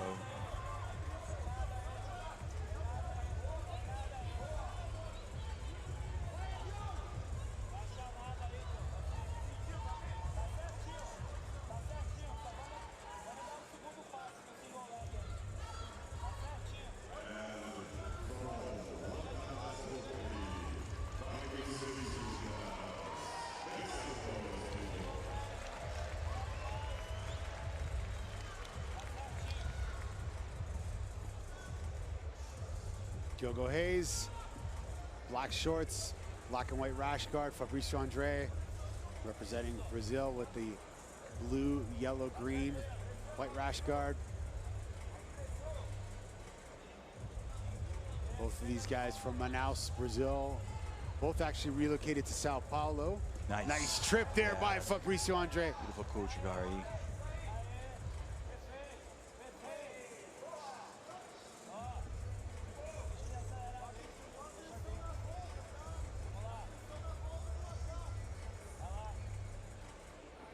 Yeah, last time they fought at the ADCC, there was a little bit of heat after the match.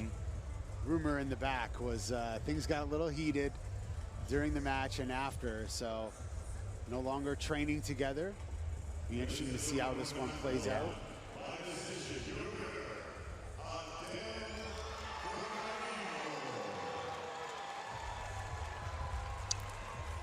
Arm drag and trying to pass that collar tie. So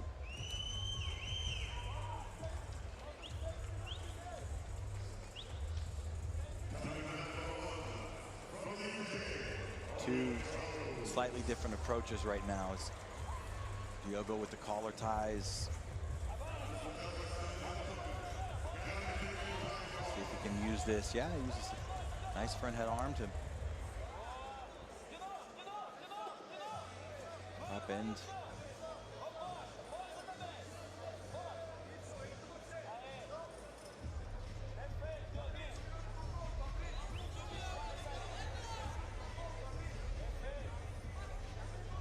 Diogo's got to watch his arm.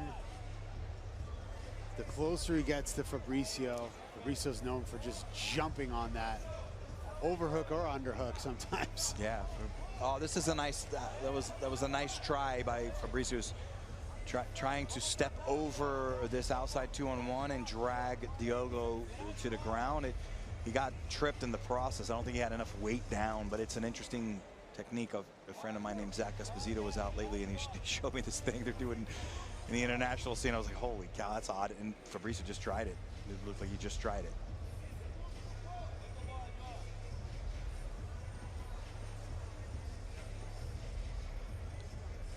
Just a little bit too side on, I believe, and not enough pressure forward. But it's an interesting technique.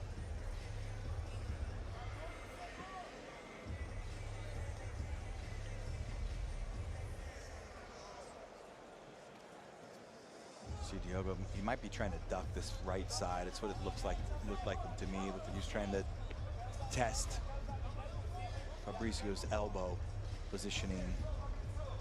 We're in points area now, so this is where those like Kochigares and those takedowns, they need to mean something if Fabricio's going to be doing those.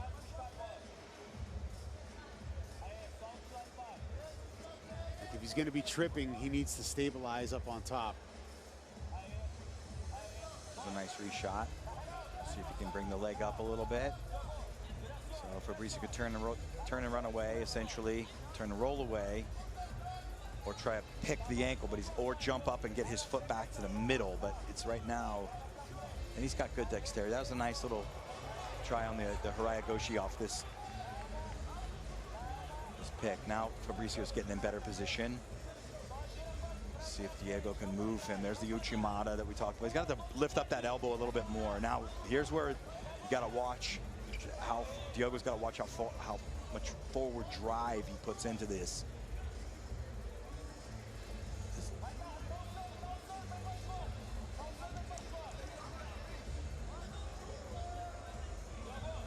It's guys who throw like those overhooks.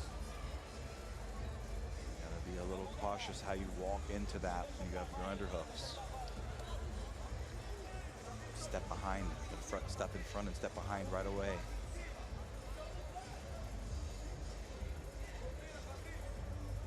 Starting to see the intensity in Diogo's face now. He's starting to get a little frustrated.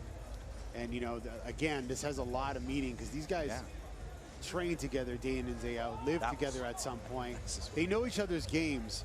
And you know, they're probably, there's a feeling out process here of what they've changed over the last 2 years with each other.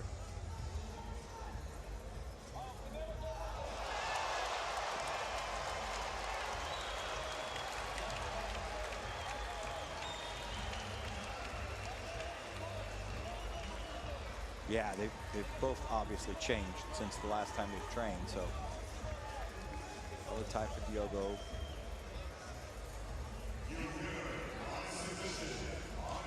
I'll tell you, Diogo's doing some cool little things in here, and with the hand fighting, the movement that he's moving Andre with.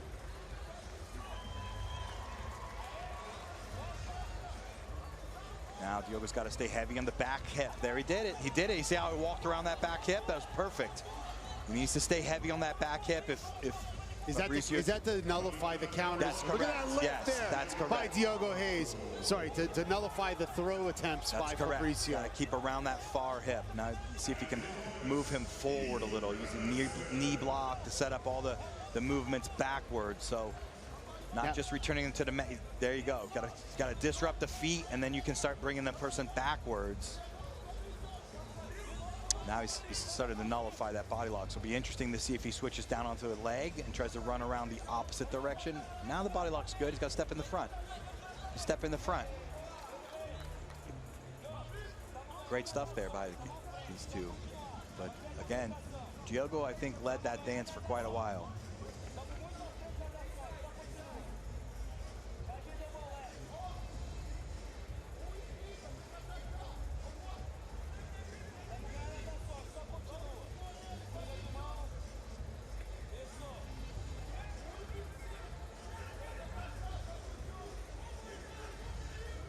Minute 20 seconds left in this match. It's been very tight. A lot of attempts by both of these young men.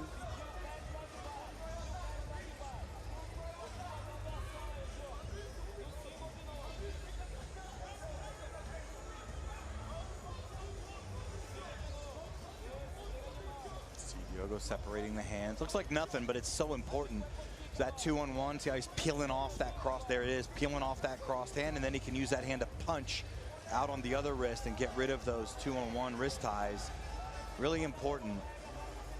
It's simple, but there, you see how he's stripping that cross grip all the time. It's so critical. Then he's getting on the elbows. I mean, you want to talk about solid wrestling skills right now in this young man. He's displaying some real fundamentally sound stuff. There, he's pushed off that collar tie again.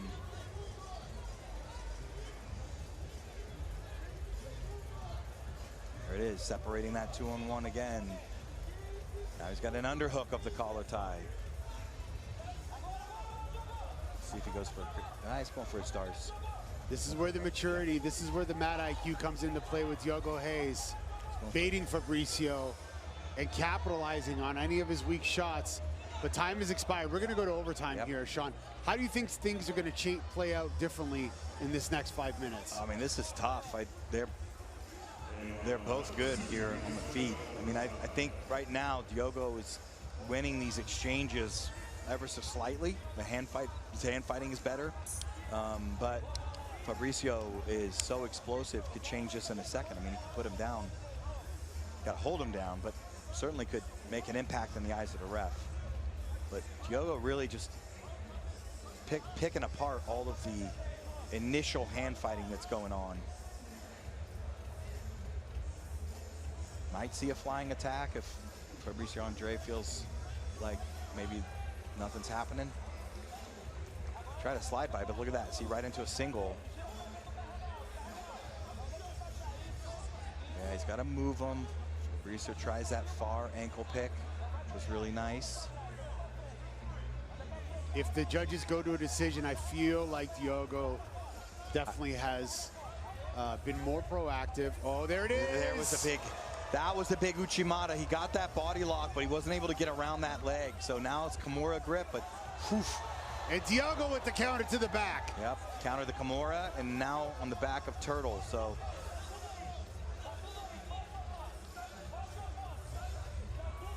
let's see if he. So interesting. Let's look at what happened here. Diogo attempted to take down Fabricio, countered.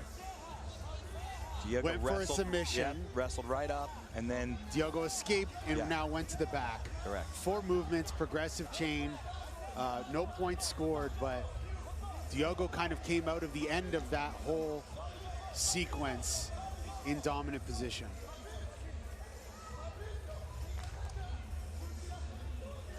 Three minutes, 10 seconds left in this overtime.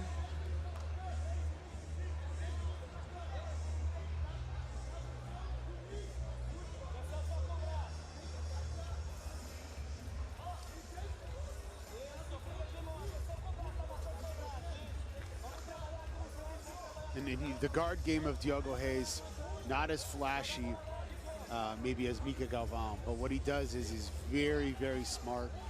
His sweeps are so timed, they're timed so well. This is bad for Diogo. I mean, if Fabricio Andre can get his head a little wider, it's too narrow, but he's cutting that knee through. He's got that near side underhook.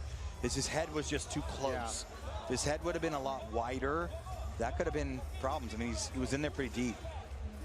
But that's what I mean. Diogo is able to take a near pass, capitalize on it. His guard game is so sneaky.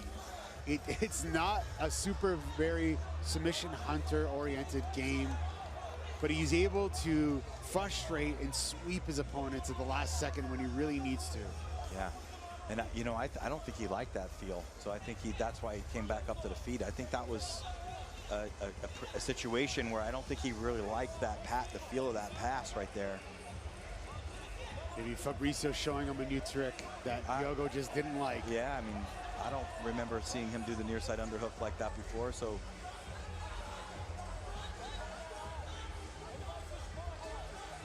Minute and 44 seconds left in this match. Very common to see a lot of action in the final 2 minutes, and both men sliding towards the edge of the mat, almost smashing the two cameramen here. Yeah, I don't know that they can reset that position. I mean, that was, as they were going out, was starting to look good for Diogo. I don't know how they're going to reset this, because he had his foot in. There was a lot of momentum going on here. Hips backwards. That's no good for Diogo. You got to watch getting tossed here if you're Diogo. He stepped in the middle. That's exactly what stepping in the front with that body lock in the front is so important. Then you can step behind. I don't see enough people taking the front. Initiate first, stops. Oh, a little foot sweep there by Fabrizio Andre. Gets to the top of Diogo Hayes. Yeah, and that's why you can't leave your hips out when you have that body lock. You can't leave your hips backwards. You got to put your hip in. I think he did such a good job stepping in front initially. Now Fabrizio Andre trying to lock up Anaconda. Trying to give Diogo a taste of his own medicine from his last match, but something tells me from that seated position that may have been a tactical error. Well, I don't know. He's there now. He's got his elbow out. Oh, probably kind of tight a little bit. Look, a little tight there. So.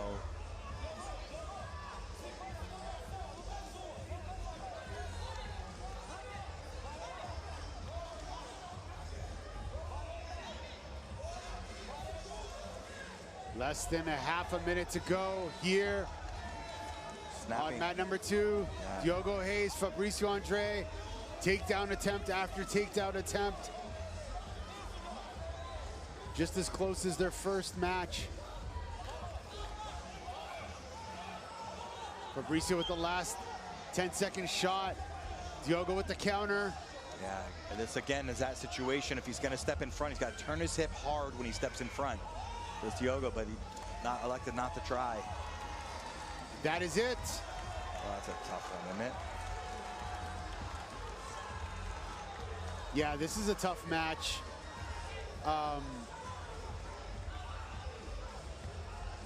wish we had a tally of every single thing that would happen, but that would be 4 pages because there was a lot. Yeah, There's a lot of takedown attempts, a lot of counters, some submission attempts, some scrambles, just a little bit of everything there. But it looks like the ADCC judges have a winner, and I feel like it's going to go to Diogo.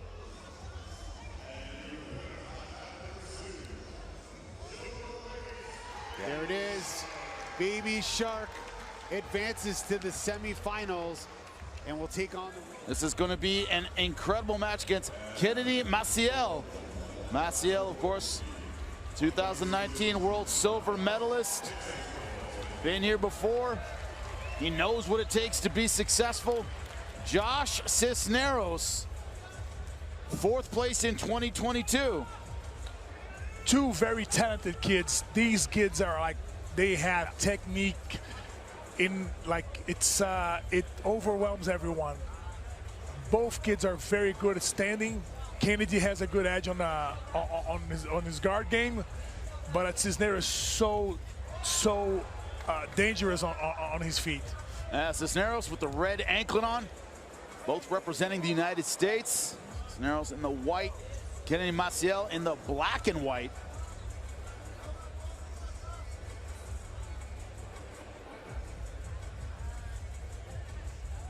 Josh Cisneros just 24 years old. What we're seeing is so many guys, you know, so much technique, so much ability, and right in their physical primes. Maciel, 27.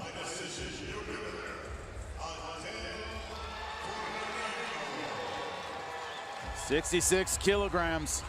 Unbelievable weight class this year. Yeah, it's probably the best weight class. It's tough to say which weight class is the best, because I think that these kids the lighter ones, they bring so much more action. Like you get a 10-minute bout, a 10-minute fight on a 66 kilo. It seems like it was 30 minutes. Look at that beautiful double leg. Great stuff from Kennedy Maciel. You're just saying, so explosive. Boom. Yeah, out of the blue, one taking the other down, one hitting arm bars. Going over the top for the guillotine. Good defense from Cisneros.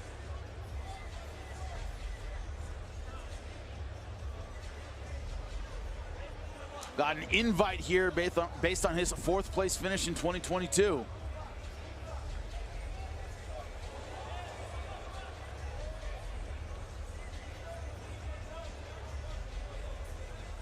Kennedy Maciel, unbelievably talented, as you said. Aggressive, great takedown, extremely explosive.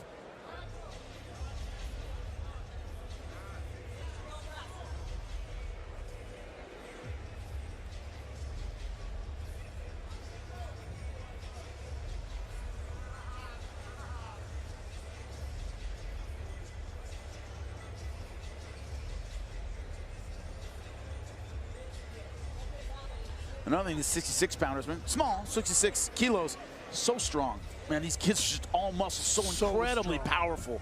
So strong. You see Josh Cisneros, Fabricio Andrei, these kids, they look Monsters. like bodybuilders. Yeah, monsters, yeah. They're ready to go on stage. Tomorrow they can win a bodybuilding competition after they're done grappling. They could do really well in a bodybuilding competition. Saw Josh Cisneros there just trying to go for the arm drag takedown. Good counter from Kennedy Maciel.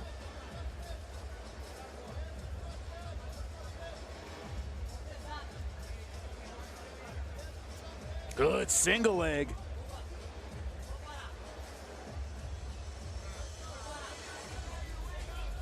Trying to run the pipe.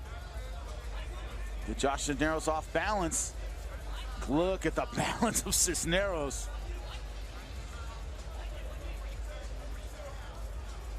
By the way, mat number 2. Oh my God, beautiful. Counter to the takedown. Now going hard for the guillotine. Great explosiveness from Josh Cisneros.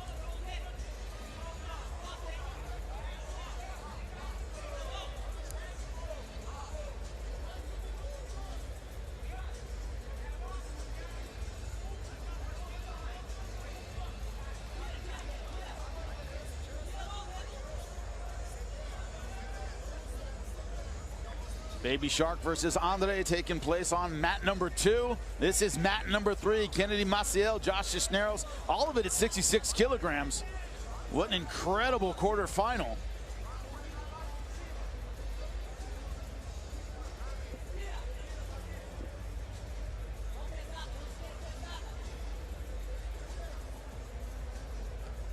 "23 seconds away from points." Josh Cisneros just looking over to check the time and went to guard right before points. Right before points. Yep. Seen that before in other matches. You know, play a little guard. Now's the time. I was honestly expecting that from Kennedy.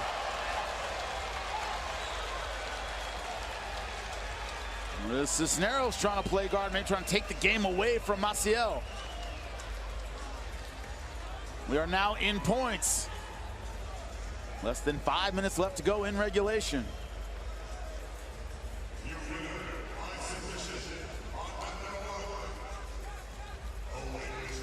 Oh, look at the mobility of Josh Cisneros. Beautiful, Josh Trying to get around to the back, he's under the neck.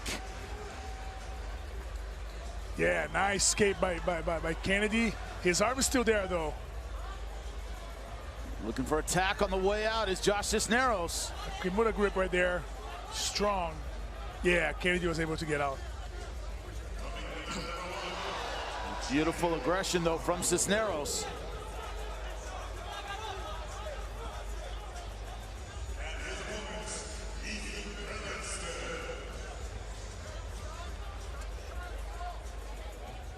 Leg entanglement. Both these guys deadly with the leg locks. It's the great thing about 66 kilograms. You'll see every position, right? Explosive back takes into a leg lock, 50-50. Now, Cisneros trying to roll under. Great balance from Kennedy Maciel.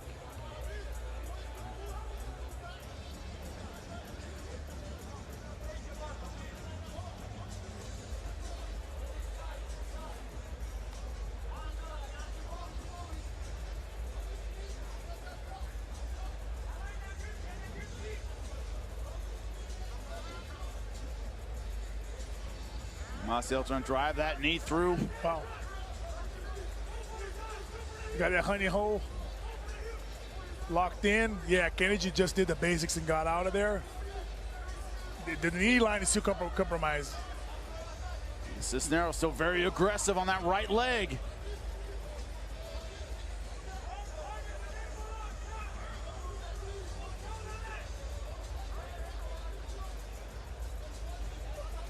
Josh Cisneros so far in guard has done a great job of keeping Maciel on the defensive. You know, exactly. It's Maciel's had to defend the entire time. Hasn't been able to put a lot into the pass. Yeah, he couldn't even focus on getting points or anything. Josh Cisneros throwing everything at him. A lot of guys in jiu-jitsu have that philosophy. If I'm attacking, you're defending. Exactly. Hey, go for it. Throw everything. Best defense is attack.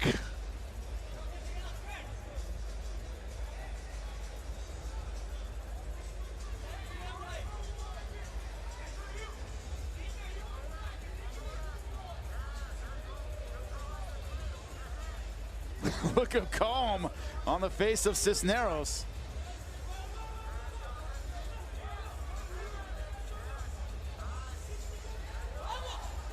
Maciel working hard for the pass. Trying to take the back. Look at the explosion from Cisneros. Maciel, though, looking for that sweep. Beautiful stuff from both of these guys. Wow.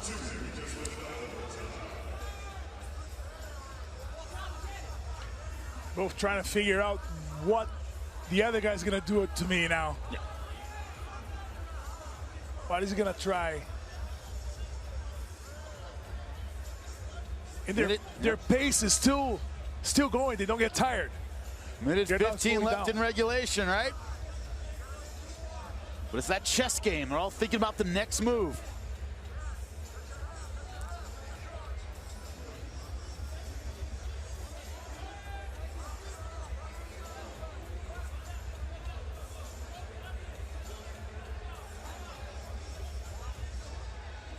Quarterfinals at 66 kilos. I'm so used to saying 100 before weights, but 66 kilos.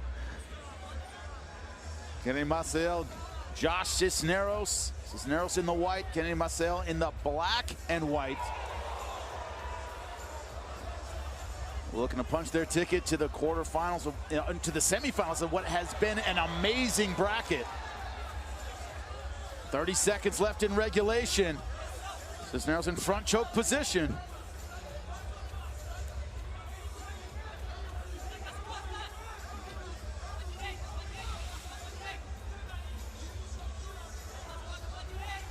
His coach is telling him to shuck him and go behind, and Maciel too quick for that one.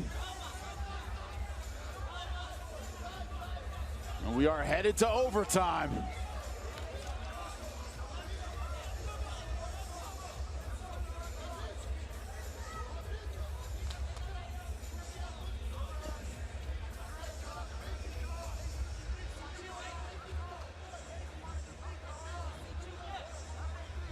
Both these guys very explosive, great takedown.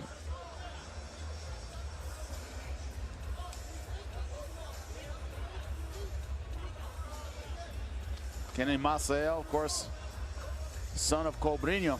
If you don't know who Cobrinho is, well, I don't know what to tell you. Yeah, ADCC exactly. legend. You know, a lot of free privates growing up, I think. Got a lot of private instruction from his dad. Oh, Single leg now. It's tight. Can he get the takedown and the victory in overtime?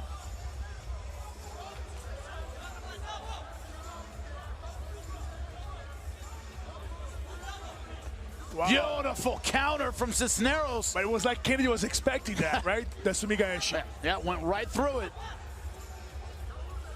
Beautiful defense from Cisneros. Spinning around for the back. Dangerous position for both guys. Cisneros coming out on top.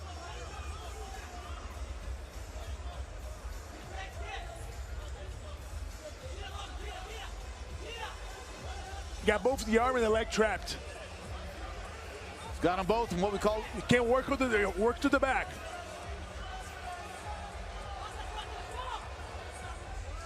Wow. Wow. Kennedy's still rolling. Smooth move. That was so smooth. So much danger to both guys. Can Kennedy come out on top? Cisneros trying to step over.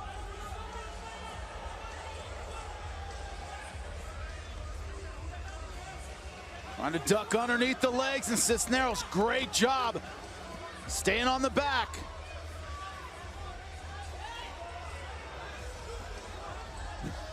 No stopping. Wow. Endless gas tank for these guys. 3 minutes left in overtime.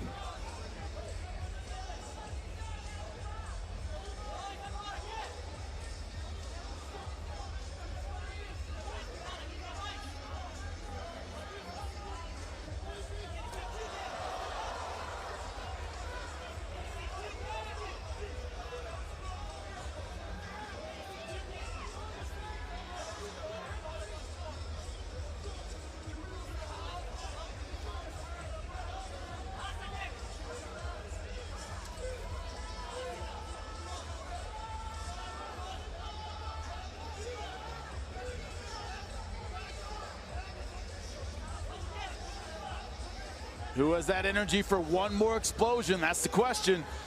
They still have 2 minutes to go. It's a lot of time. Maciel diving in for the takedown. Great counter from Cisneros. They're putting it out there, man. It's beautiful. That was a dangerous move by Kennedy. He committed to that. Yeah, but it's 1 minute 45. What can he do? There you go. He might get the leg. Might get the sweep. Great balance from Cisneros.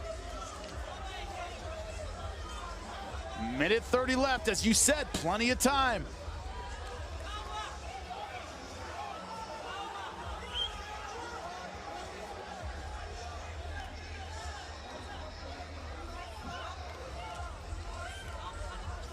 Can he get on top? Or can Cisneros get back to neutral with a kick out? Making his commitment to the back.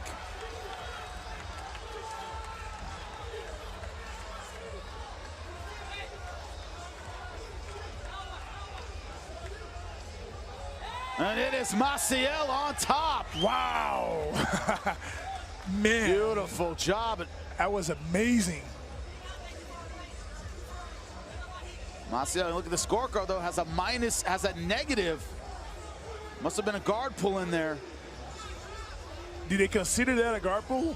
Apparently they do. Maciel has a -1 for fouls. I don't know where it came from. Trying to work the rear naked with 25 seconds left.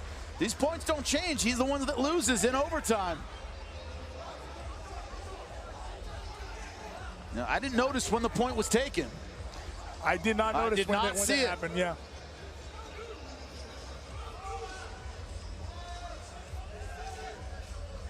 Five seconds left. Looks like it's going to be Josh Cisneros with the win. We need to see when that negative happened. Yeah, Maciel looking confused as well. Didn't know when it happened.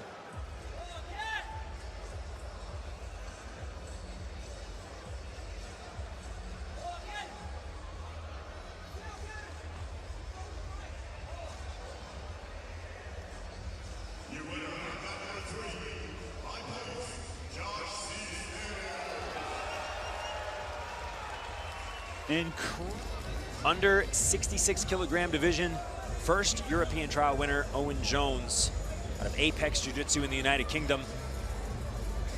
Garbeg Ibragimov, the second European trials winner out of Universal Fighters in Mother Russia.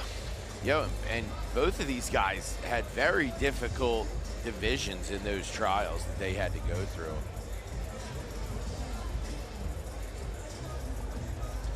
Final 4 bracket matches of the day. And then the super match. Elevating and getting underneath. Owen Jones in on the leg early. Looking for the Aoki. Oh, he's got a good Oh, and he might get it! Wow. Owen Jones does it again! Samurai Sword is out, slicing through the competition. Owen Jones out of the B team with another submission, this time over Gerbag, and this is gonna put him into day 2, into the semifinals against the winner of Pato and Krellinston. This young generation, Jake, they are just trouble. They are a problem. Owen Jones is a problem. Wow. Like a samurai indeed. Owen Jones.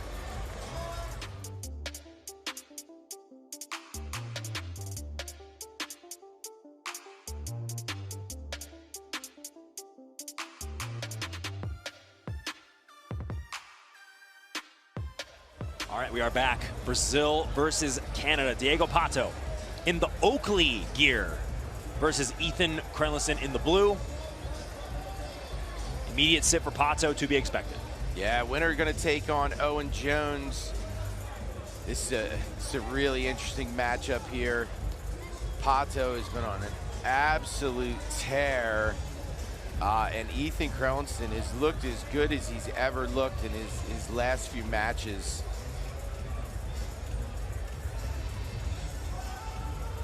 Pato, yeah, as much of a menace as Pato is in the leg game, man, he can wrestle. He's great from the top position.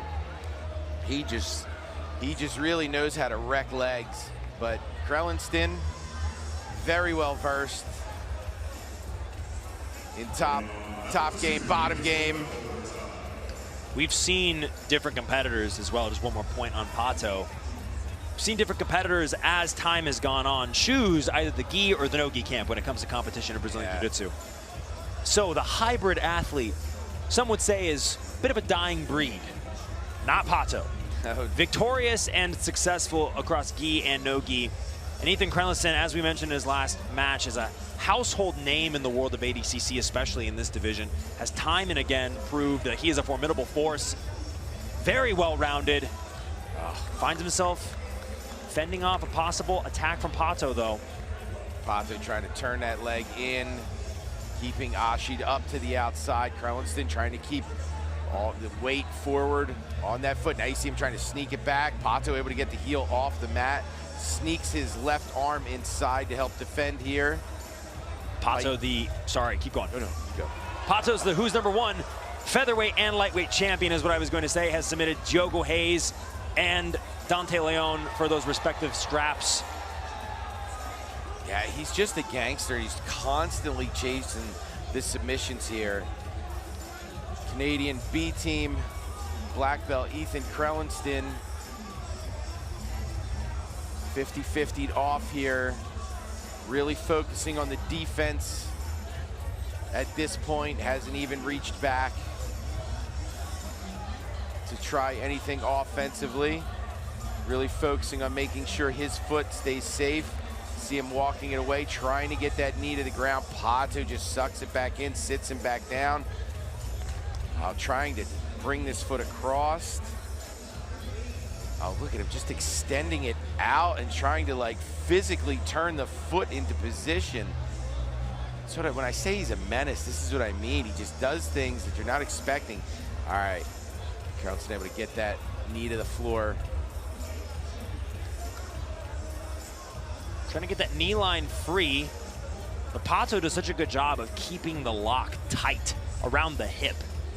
The leg never seems to be too low when he gets into the leg entanglement to where you could easily pop your knee out. He has a very firm control over the knee line. In the corner of Pato, not only Guy Mendez, but this time also Tynan Dalpra, who there was some speculation as to whether we would see Tynan Dalpra at the ADCC World Championship, but perhaps next time. And again, they're in 50-50, and Ethan is an incredibly skilled leg locker. And he hasn't even, oh, now he tries to throw that leg inside. A bit more controlled, puts it back to the outside. Krellinston follows up, gets that foot to the floor. But from that 50-50, Krellinston didn't even look to be offensive on the legs. He was solely focused at Pato not getting to what he knows he wants to be at. And I think that's a really smart move from Krellinston. Pato throwing a toe hold now, forcing Krellinston to roll. Krellinston looking at it. Looking at a toe hold of his own here. That cutter foot submission.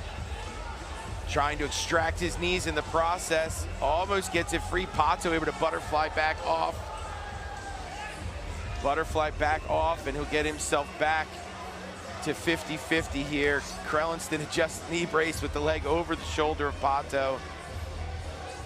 Now he gets that knee back to the mat. Pato seems to have been poked in the eye. Something is bothering him. At least it looks like. When Krellinston gets that foot to the floor and gets it weighted, Pato does such a good job of driving the hips out to sit Krellinston down to gain access back to that heel. 5 seconds until points come into effect. Wow. Pato working on a heel hook here. I mean, these guys haven't stopped the entire time. They are into points now. Let's see if Pato treats this a little differently now and maybe uses some of these attacks from 50-50 or attacks on the legs to come up and get scores.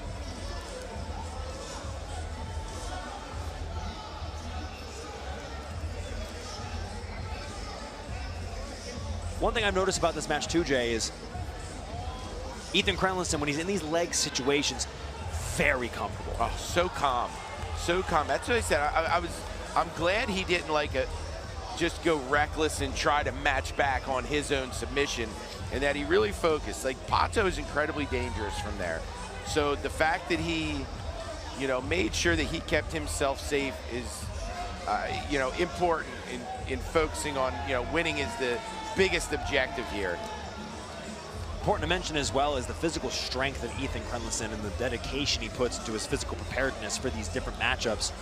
It's something that sets him even that next stage of elite athletic ability. You have to be good, and you have to be technical with your jiu-jitsu at the highest level, but also you need to be in shape. Especially in ADCC rule set. Especially in ADCC rule set. Great Now, podcast too. And he has Member of the Simple Man podcast. Very entertaining. Now the false reap possibly coming through for Pato. Defended by Krellinston. And he's been very aware of everything that's been going on. Like, as much attacks that have been happening, like, he's never been in trouble where he's had to flee off of a submission too much, right? I think there might have been one attempt from Pato that he really had to address. Pato K's off, trying to get behind that foot. Back in the 50-50.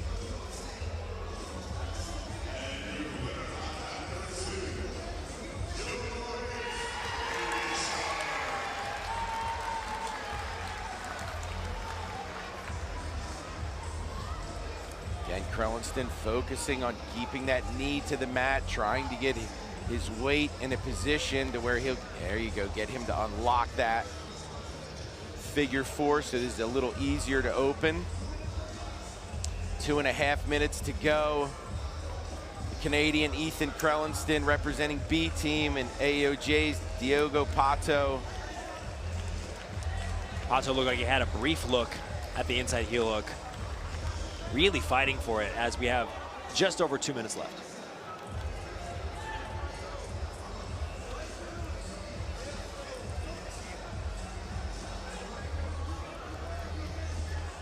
Bush is trying to get back across. Looks like Krellinston's trying to get his leg out of the 50-50 position.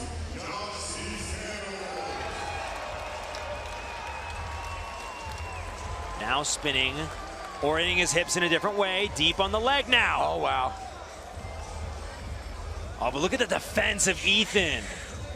Beautiful work by Krellinston to navigate that. Like you said, he just seems on point. He's staying calm, understands what he has to do to stay safe. And with that said, man, Pato is just not relenting on looking to finish. once again in on the leg. And every time that Pato is able to spin underneath and potentially find room for that inside heel hook that he so loves, he's met with the quick resistance of Ethan Krenlison. 1 minute to points here. Now, once points start, now we're in, now we're in takedown territory. Krenlison, very good wrestling. Pato's got good wrestling as well, so this will be very interesting. This is our last quarterfinal match of the day, too. After this, we'll just have our super match with Gordon and Pena.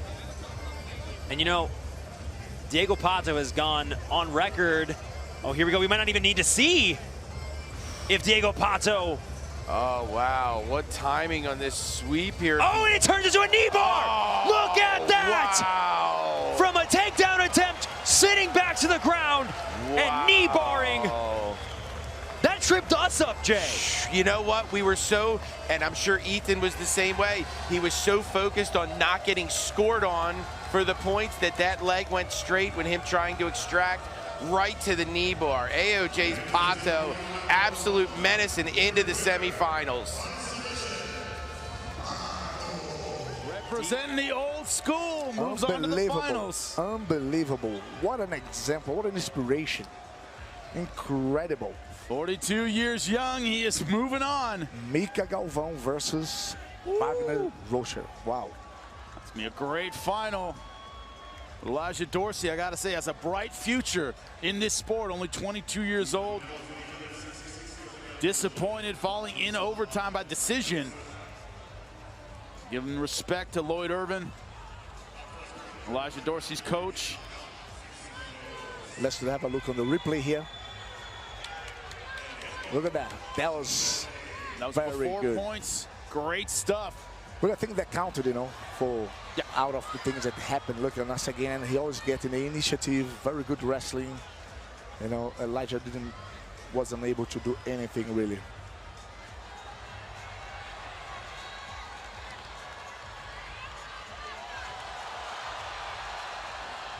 Those are the emotions heading into the finals.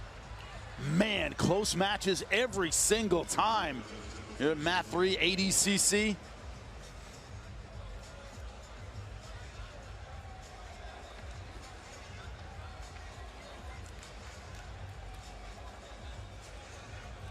And we are moving on in a division that a lot of people believe is the most exciting right now at ADCC. And that is at 66 kilograms. Josh Cisneros versus the Baby Shark.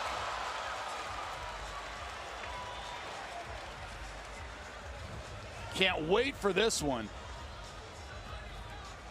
Diogo Reis, of course, 2022 world champion. Josh Cisneros, elite team Visalia. It's up in the San Joaquin Valley of California.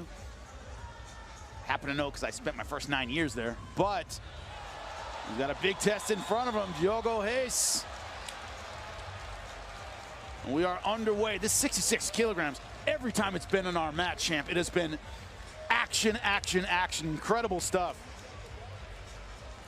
Unbelievable. Yeah. Listen, Baby Shark is in such a good phase. Yep.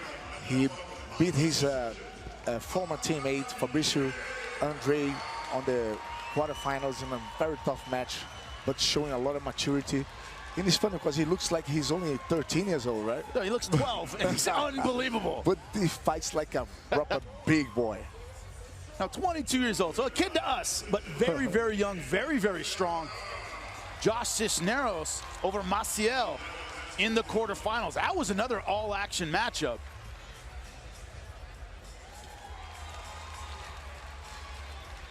Another thing about Diogo Reis is in 2022, it was a lot of overtimes, a lot of 1-2 point matches, very, very close.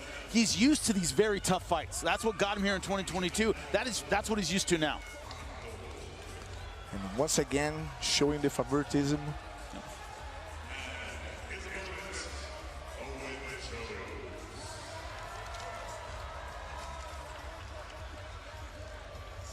And the other side of the semifinals of the under 66 is Owen Jones and Pato. Pato, one of the most feared grapplers at 66, but Jones, a huge...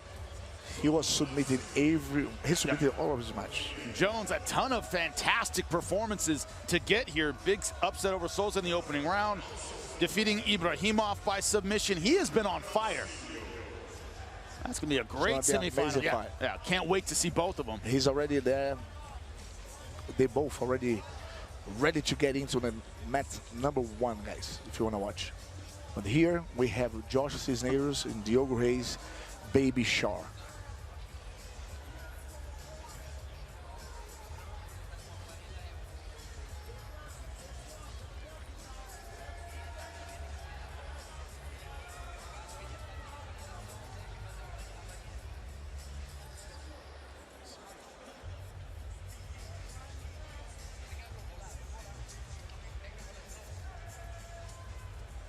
Two and a half minutes away from points. No one really close to the takedown and fighting for those inside collar ties. Great footwork there from Hayes. Looking for those foot sweeps.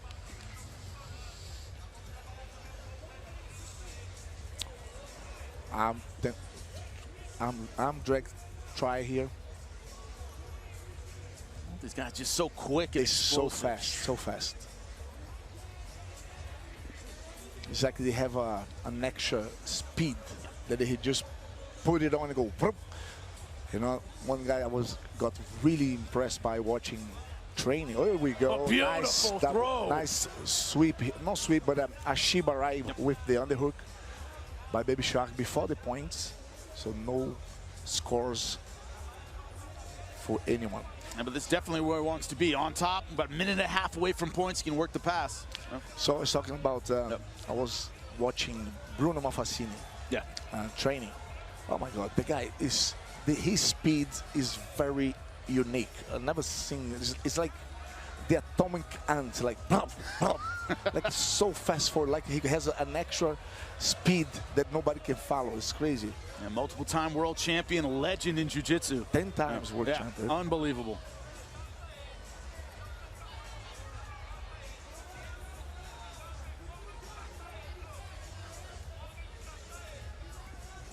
Another guy in the Masters division making his return at Pan Am's. Bibiano Fernandez, another guy that has that like next level speed. When he wants to move, he moves. It's incredible.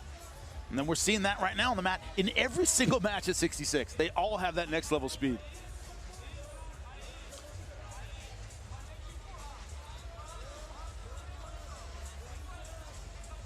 And you can see it nowadays you have a very good top players on this division. Usually used to be mainly on the bottom, but now you see like stand-up exchanges, guard passes with precision, and yeah, it's so good to see. That ability to transition. That's a very good opportunity here for Baby Shark here to get to the Bravo choke or modified. Looks like Bravo choke here. He's holding well there with the hands, with the legs around the. He's going to be on it. Cisneros trying to scramble his way out. I love the way that he was holding the opponent's elbow. We're now in points. 5 minutes left. Diogo Reis, Baby Shark, champion last ADCC 2022. Brief front choke position, but Josh Cisneros able to beast his way out of it. And Pato winning him mat number 1. He already won. Already got him. Wow, in 1 minute and 25 seconds. Incredible. Wow. One side of the final is set. Other one at 66 kilograms right in front of you. Josh Cisneros, Diogo Reis. We are now in points.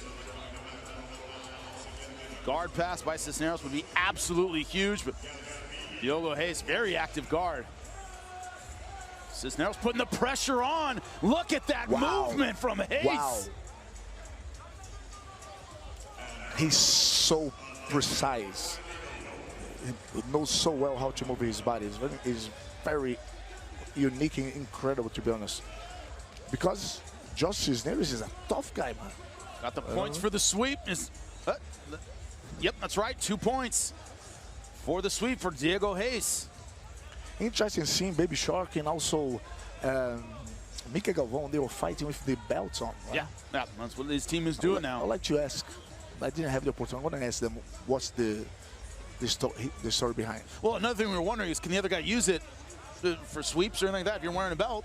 That's an excellent question.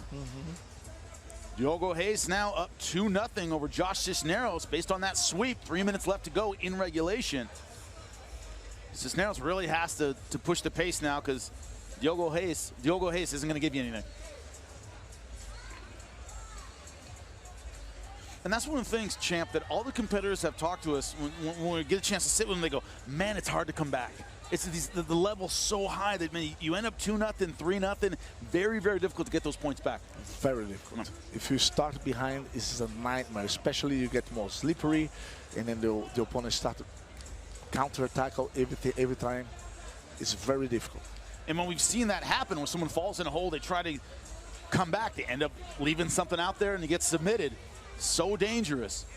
It's very rare you're seeing someone start losing and then end up winning. Yeah. Comebacks very, very rare. Yeah. We've seen some submissions out of the blue when it's been 0-0, but we haven't seen that down 3-0 and end up coming back and scoring enough points to get back in it. Very, very difficult. The Cisneros right now looking for the takedown. Underneath, and Diogo going for the submission. Sees the guillotine. Man, that is tight.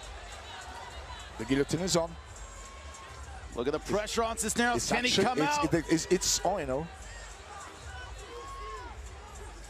Will we see the tap? To the left. He doesn't have actually the hands connected as good as it could be. Can't see from our vantage point how tight it is. Man, never let it go. Hey, still hanging on. So basically, my brother just texted me because he's hearing. So let's say, Vitão, big hugs for you. Abração pra você. He just mentioned the reason that they were using the belts is just to keep the roots of the jiu-jitsu. Showing that respect. And right now it is Diogo Reis on top. Minute 10 left in regulation. He's up 2-0, which at this level is a substantial lead. Josh Cisneros hasn't really been able to find his attacks. Now one hook in. Great transition for Baby Shark.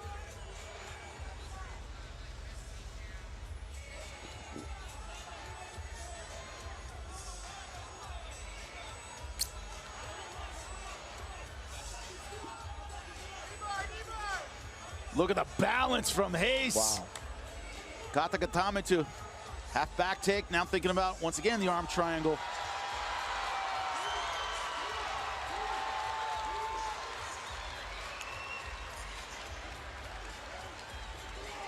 .15 once again. Beautiful balance from Diogo Reis. Baby Shark on top again.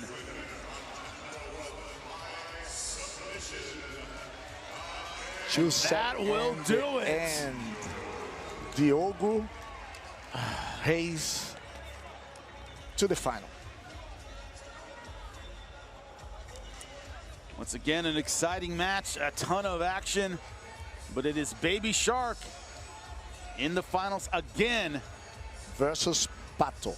Man, this gonna be a oh man, that will be fireworks. Pato, one of the most feared grapplers in this division, won by submission in the semifinals.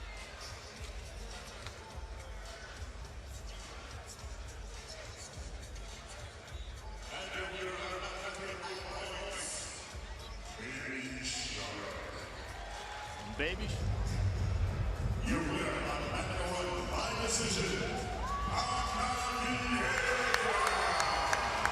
Well, could have gone either way, Jay. Yeah, I really think it was of the two most dynamic things that happened in the match, I think Vieira's was more dynamic, had the leg up, almost put her down.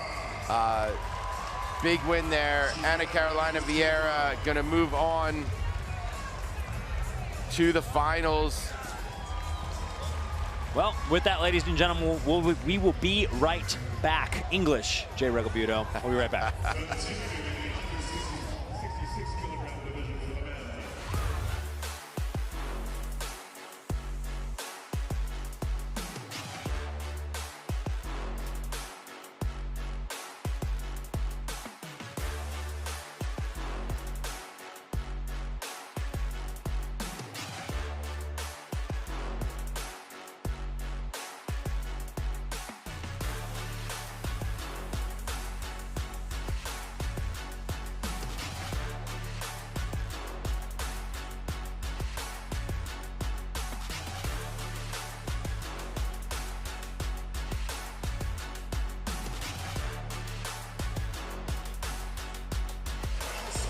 Ladies and gentlemen, we are back again and about time too. A matchup that ever since performances from yesterday, we have been dying to see between that man, the dynamic Owen Jones, donning the white Ray Lewis rash guard. He's from the United Kingdom, and yet this is the Baltimore Ravens. He went home in a away jersey too for yesterday and today. That's pretty cool. That is awesome, man. Diego Pato repping Oakley's. Not on my jiu-jitsu sponsorship bingo card, certainly, but the AP collab, the AP Oakley collab. But Diego Pato and Owen Jones both possessed phenomenal performances yesterday. Diego Pato submitted Ethan Krenlison via knee bar, coming up for a single leg and then diving back down for the knee bar.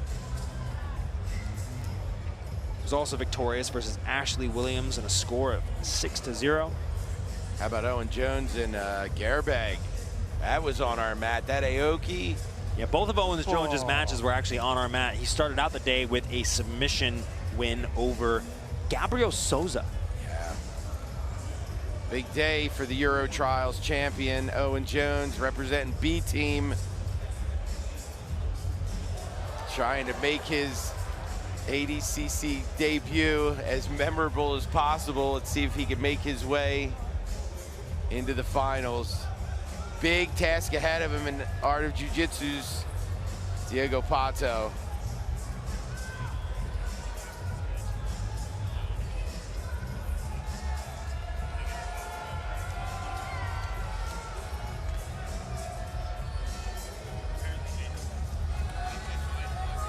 All right. Both immediately sitting guard. First time we've seen that, at least on mat 1. And immediately under the leg is Owen Jones, and on the other leg now too, Diego Patos, bronze medalist in ADCC 2022 in the under 66 kilogram division. Jones out the gate looking to get a hold of the foot. What I like what Jones does is he gets, and I don't know if this is technically what he's doing or how, but from my perspective, it looks like he's looking to get the bite on the foot, and his legs will kind of find their way in. Like he'll use rotation or pummeling to get his legs to a position where you're trying to extract that foot, but he has control now to kind of hit that Aoki or belly down on the ankle lock. Just fun setups from Jones, but now he's dealing with a very heavy Pato on top.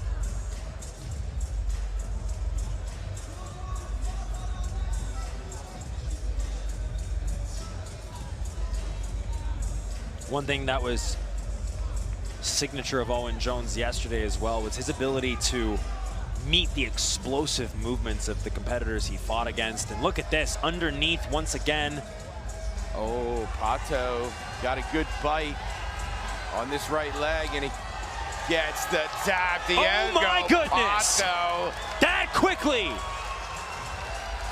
He had the right foot collected. They were crossed off. I'm not sure if it was an outside heel. Maybe we could see it on the replay. But he had got the legs crossed up, had the right foot trapped, and able to put away Owen Jones and move into the finals.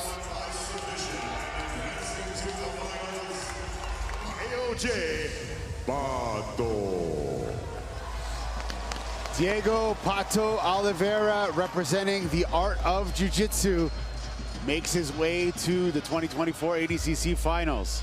Fighting out of the red corner from Manaus, Brazil, your reigning and defending ADCC 66-kilogram champion, representing Milky Squad, Baby Shark!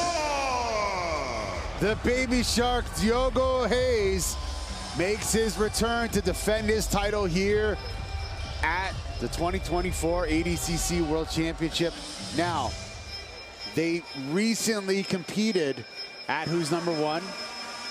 Pato, submission, sort of interesting circumstance. I believe Diogo hurt his knee. Yes, that's right. I believe it was almost off of a pass or something. Yeah, no, it was. He got him in a heel hook and then he got out. He got out, and then when he wanted to pass, his knee just boom shifted. Yes. So yeah. So you know, on the record books, last man to defeat Diogo Reis, Diego Pato. Momentum going into this match. Diogo Reis, 2022 ADCC World Champion, 2022 South American Trials Champion, and 2023 IBJJF Pan Champion. The Baby Shark is back. Diego Pato Oliveira representing Art of Jiu-Jitsu, 2022 bronze medalist, two-time No-Gi World Champion, and the WNO Feather and Lightweight Champion right now. He's got the Mendez brothers and Tynan Dalpra in his corner. This should be an interesting matchup. Bets have been made on this one. A lot on the line. It's Diogo versus Diego. It's Pato versus Baby Shark. It's Manaus versus Manaus here in Vegas.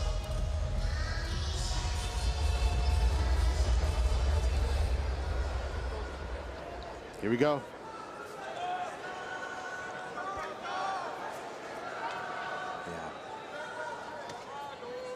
So we look at the techniques, we look at the tactics, we break this down. Each competitor very different. Yeah. Diogo, very tactical, very, very high level mat IQ.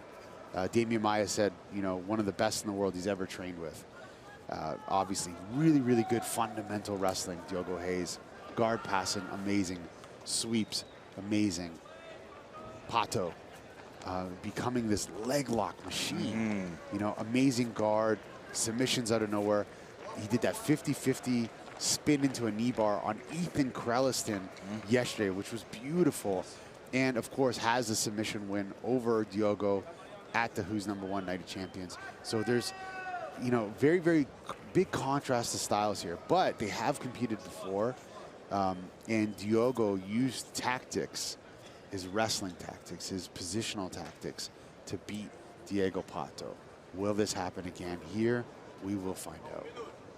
Yeah, I don't think it's going to be any mystery to what Diego Pato's strategy is here. He's got to get in on the legs. And I still think as good as Diogo is, it's still a bit of a weakness for him if he gets really wrapped up. And Pato has collected a few legs this tournament. So Diogo's going to need to stay out of the legs with good pummeling. He does have good pummeling, so, and use tactics and passing where he probably will, if he finds himself in passing situations, gonna have to get around either very, very tight, which is difficult on this weight class, or around to north-south, and then you may see him exit several times if he feels like Pato's legs are kind of sneaking back into position. Close guard's a really good place to attack legs. It really is, because you get that. You get those scoops, but he missed it. So now we'll see.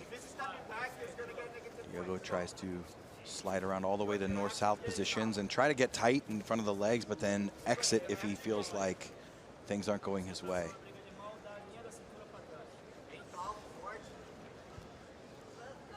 Diego Pato Oliveira. Look at the passing attempt there by Diogo Reis. Yeah, that right arm is really nice. That he did that immediately. Now see if he exits right away, because now that's what I was talking about. He got to exit sooner than that. He's in on the legs, Pato. Wow, what the crap. He's going to come up in the leg drag, I think, at least. He's pummeled that right leg underneath. You see that? Comes up in the leg drag. So It's that quick. That's what I was saying. He needs to exit right away when the legs start coming back over.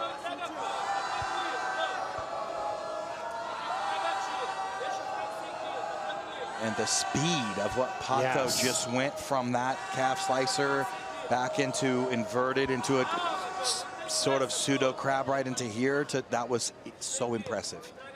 Because Diogo tried to pummel his legs in. It was just too good. Pato was just too good there. Pato, oh, look at that. Wrapping the legs up. He should start walking forward more. He's got that left near side underhook. Now I don't know. Yeah, it looks like he still has that underhook and can keep moving up. He should move up, advance up, keep moving up with his underhooks.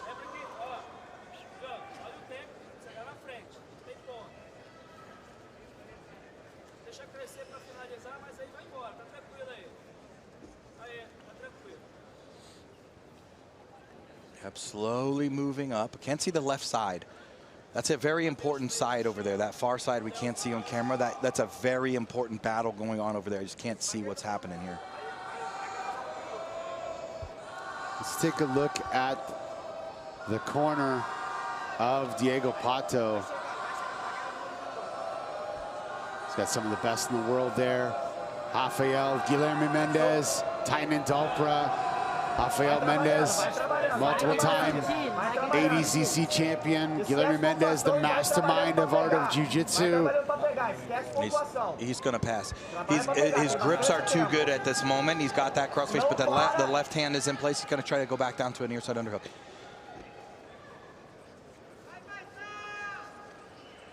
Now he's got stalemate. I thought he was going to pass when he had that grip, so he's going to have to work his arms back down, and he's still in great position.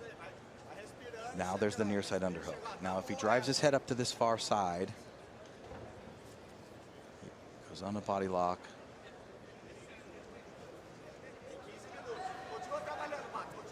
So he can keep moving. He needs to get rid of that scoop. That's not good for the near side underhook, but that helps that crossface.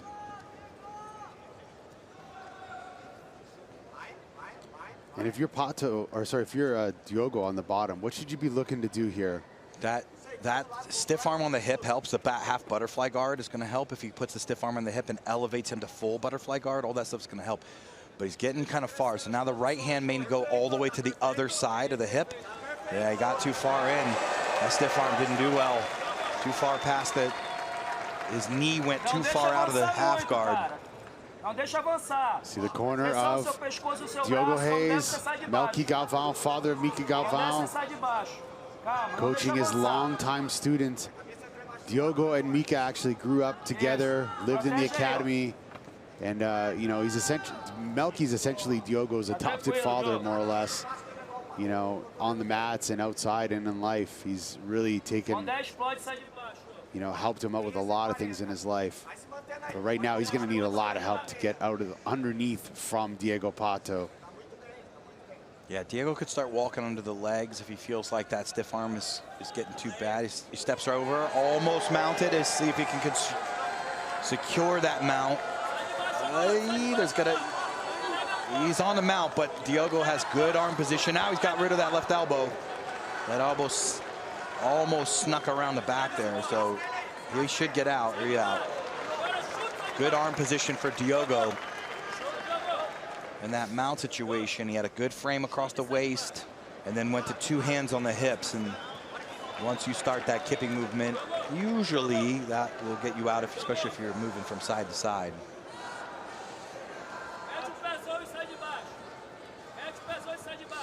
Art of Jiu-Jitsu versus Melky Galvão Jiu-Jitsu here at the ADCC. Once again, this is the 2024 ADCC World Championship presented by FloGrappling. Ricardo Amendolia and Mr. Sean Williams calling these finals. And more action coming up. We still got the absolute divisions and the super fight later today. Got some incredible finals in this championship. Yeah, Diogo just got -1. From retreating. No, from sitting. Oh, Pato, my bad. Pato, Pato, yeah. Pato got -1 there. That was maybe a tactical error. Because remember, he could have just got taken down without, it's still in the no points. He could have just rushed forward and been taken down and have 0-0 right now. But something tells me Pato doesn't care. He'll fight from anywhere. No, it's -2 now. Sorry, yeah, because the first jumping close guard was -1. That's -2 now. Well, I mean, he showed that he can pass the guard, right? He can score. He has scored, just not in points time. So.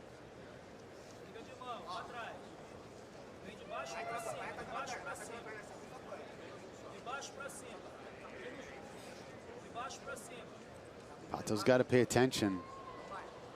Diogo is going to need to weave those legs. Says, yeah, Pato's going to try to roll, get inverted from that. And this is what Diogo's got to be really careful of. Anytime Pato can get in it. Look at the passing by Diogo. That was really fast attempt there. But Diogo's got to be careful of those leg attacks of Pato because those are nasty. Well, he had a great pass that early on. That cross hand covered the legs. That was a great pass. It's just he needed to leave earlier than what he did. When the legs come back, he's got to leave a little earlier, so you don't end up in that tangled mess. But he passed well.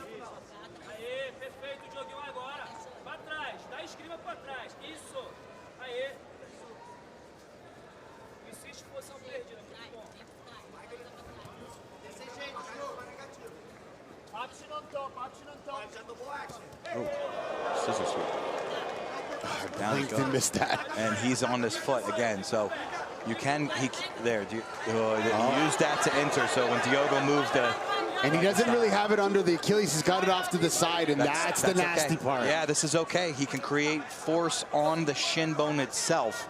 You can use the shin to almost like bridge off of with his left calf. So it's still very strong. Yeah, it's almost out now. Now he's out, but. And I'm gonna guess. I was gonna say I think he was gonna wait till the points for him to stand up. Pato's had some bites on that ankle. Diogo's got to be careful here. He does. Diogo should just exit his legs. You know, he's trying his own foot locks, and not that he could foot lock Pato, but.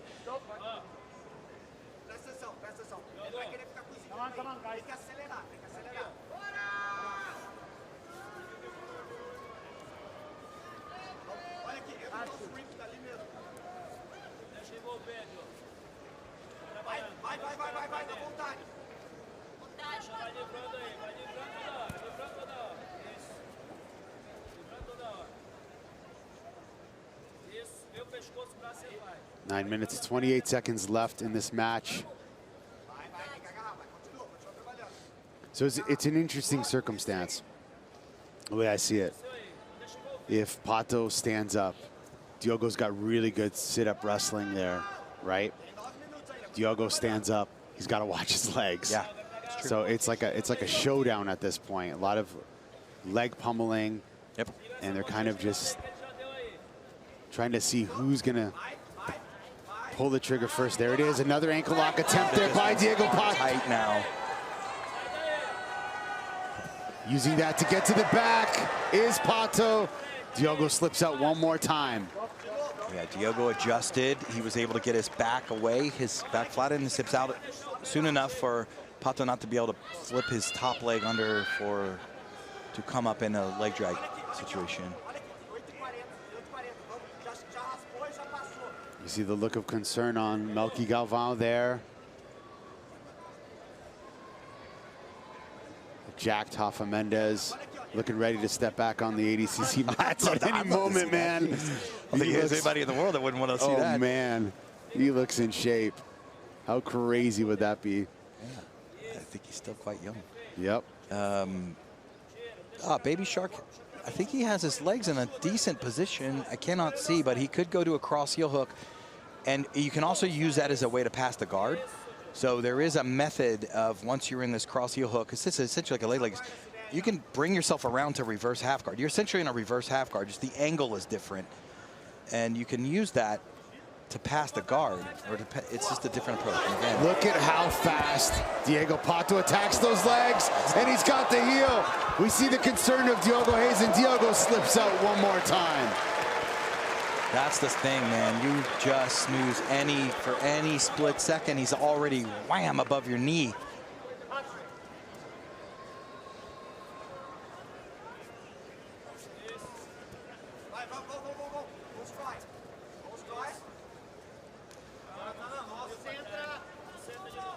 There's that pass again. Just missed the cross hand, couldn't get around the waist.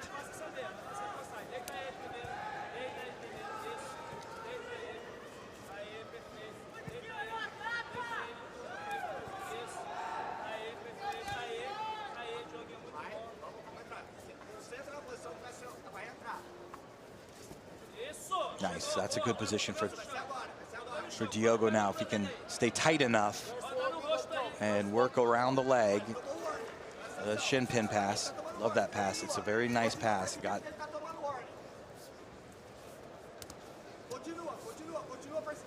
There he goes again, flying through, but couldn't stay tight. So you watch, if he goes to this side, see that right arm playing? He's gonna get in front of that cross leg and try to get around the hip, so that essentially it's like a reverse body lock. See how that's blocking that near leg? That way you only had to contend with that one leg, but then Pato's so flexible. The first time he just threaded that leg up and through.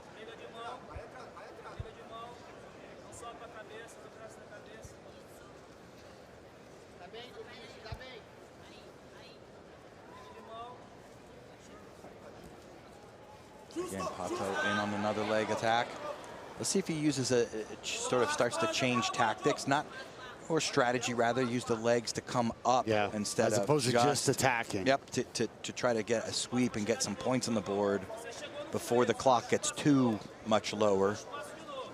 So one thing we haven't seen him really attack,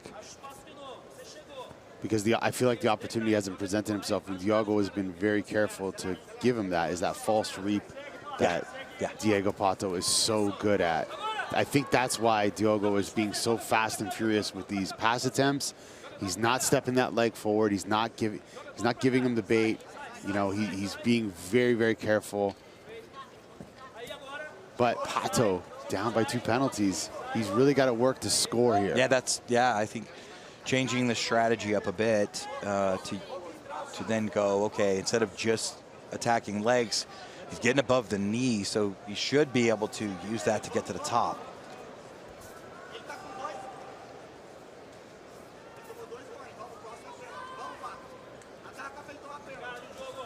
There's another nice passing opportunity.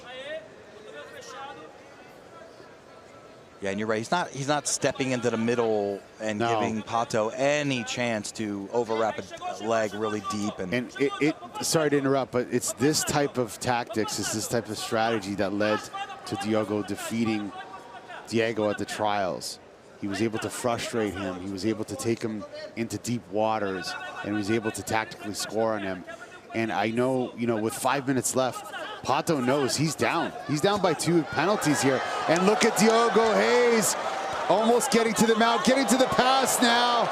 He's going to pass it. He's got a head and arm. He's got him rocked up. Can he submit Diego Pato? He's got to get under his leg and roll backwards over his shoulder. That's it. And he has done it. Diogo Hayes is your 2-time ADCC World Champion. The Baby Shark is back and has just defeated Diego Pato Oliveira by submission. Wow, what a match. What a finish. What a performance by Diogo Hayes. Fantastic. That was all set up with that body lock. So that body lock turn, essentially that near side underhook, he forced the legs to the other side, and that puts Pato in a wacky position.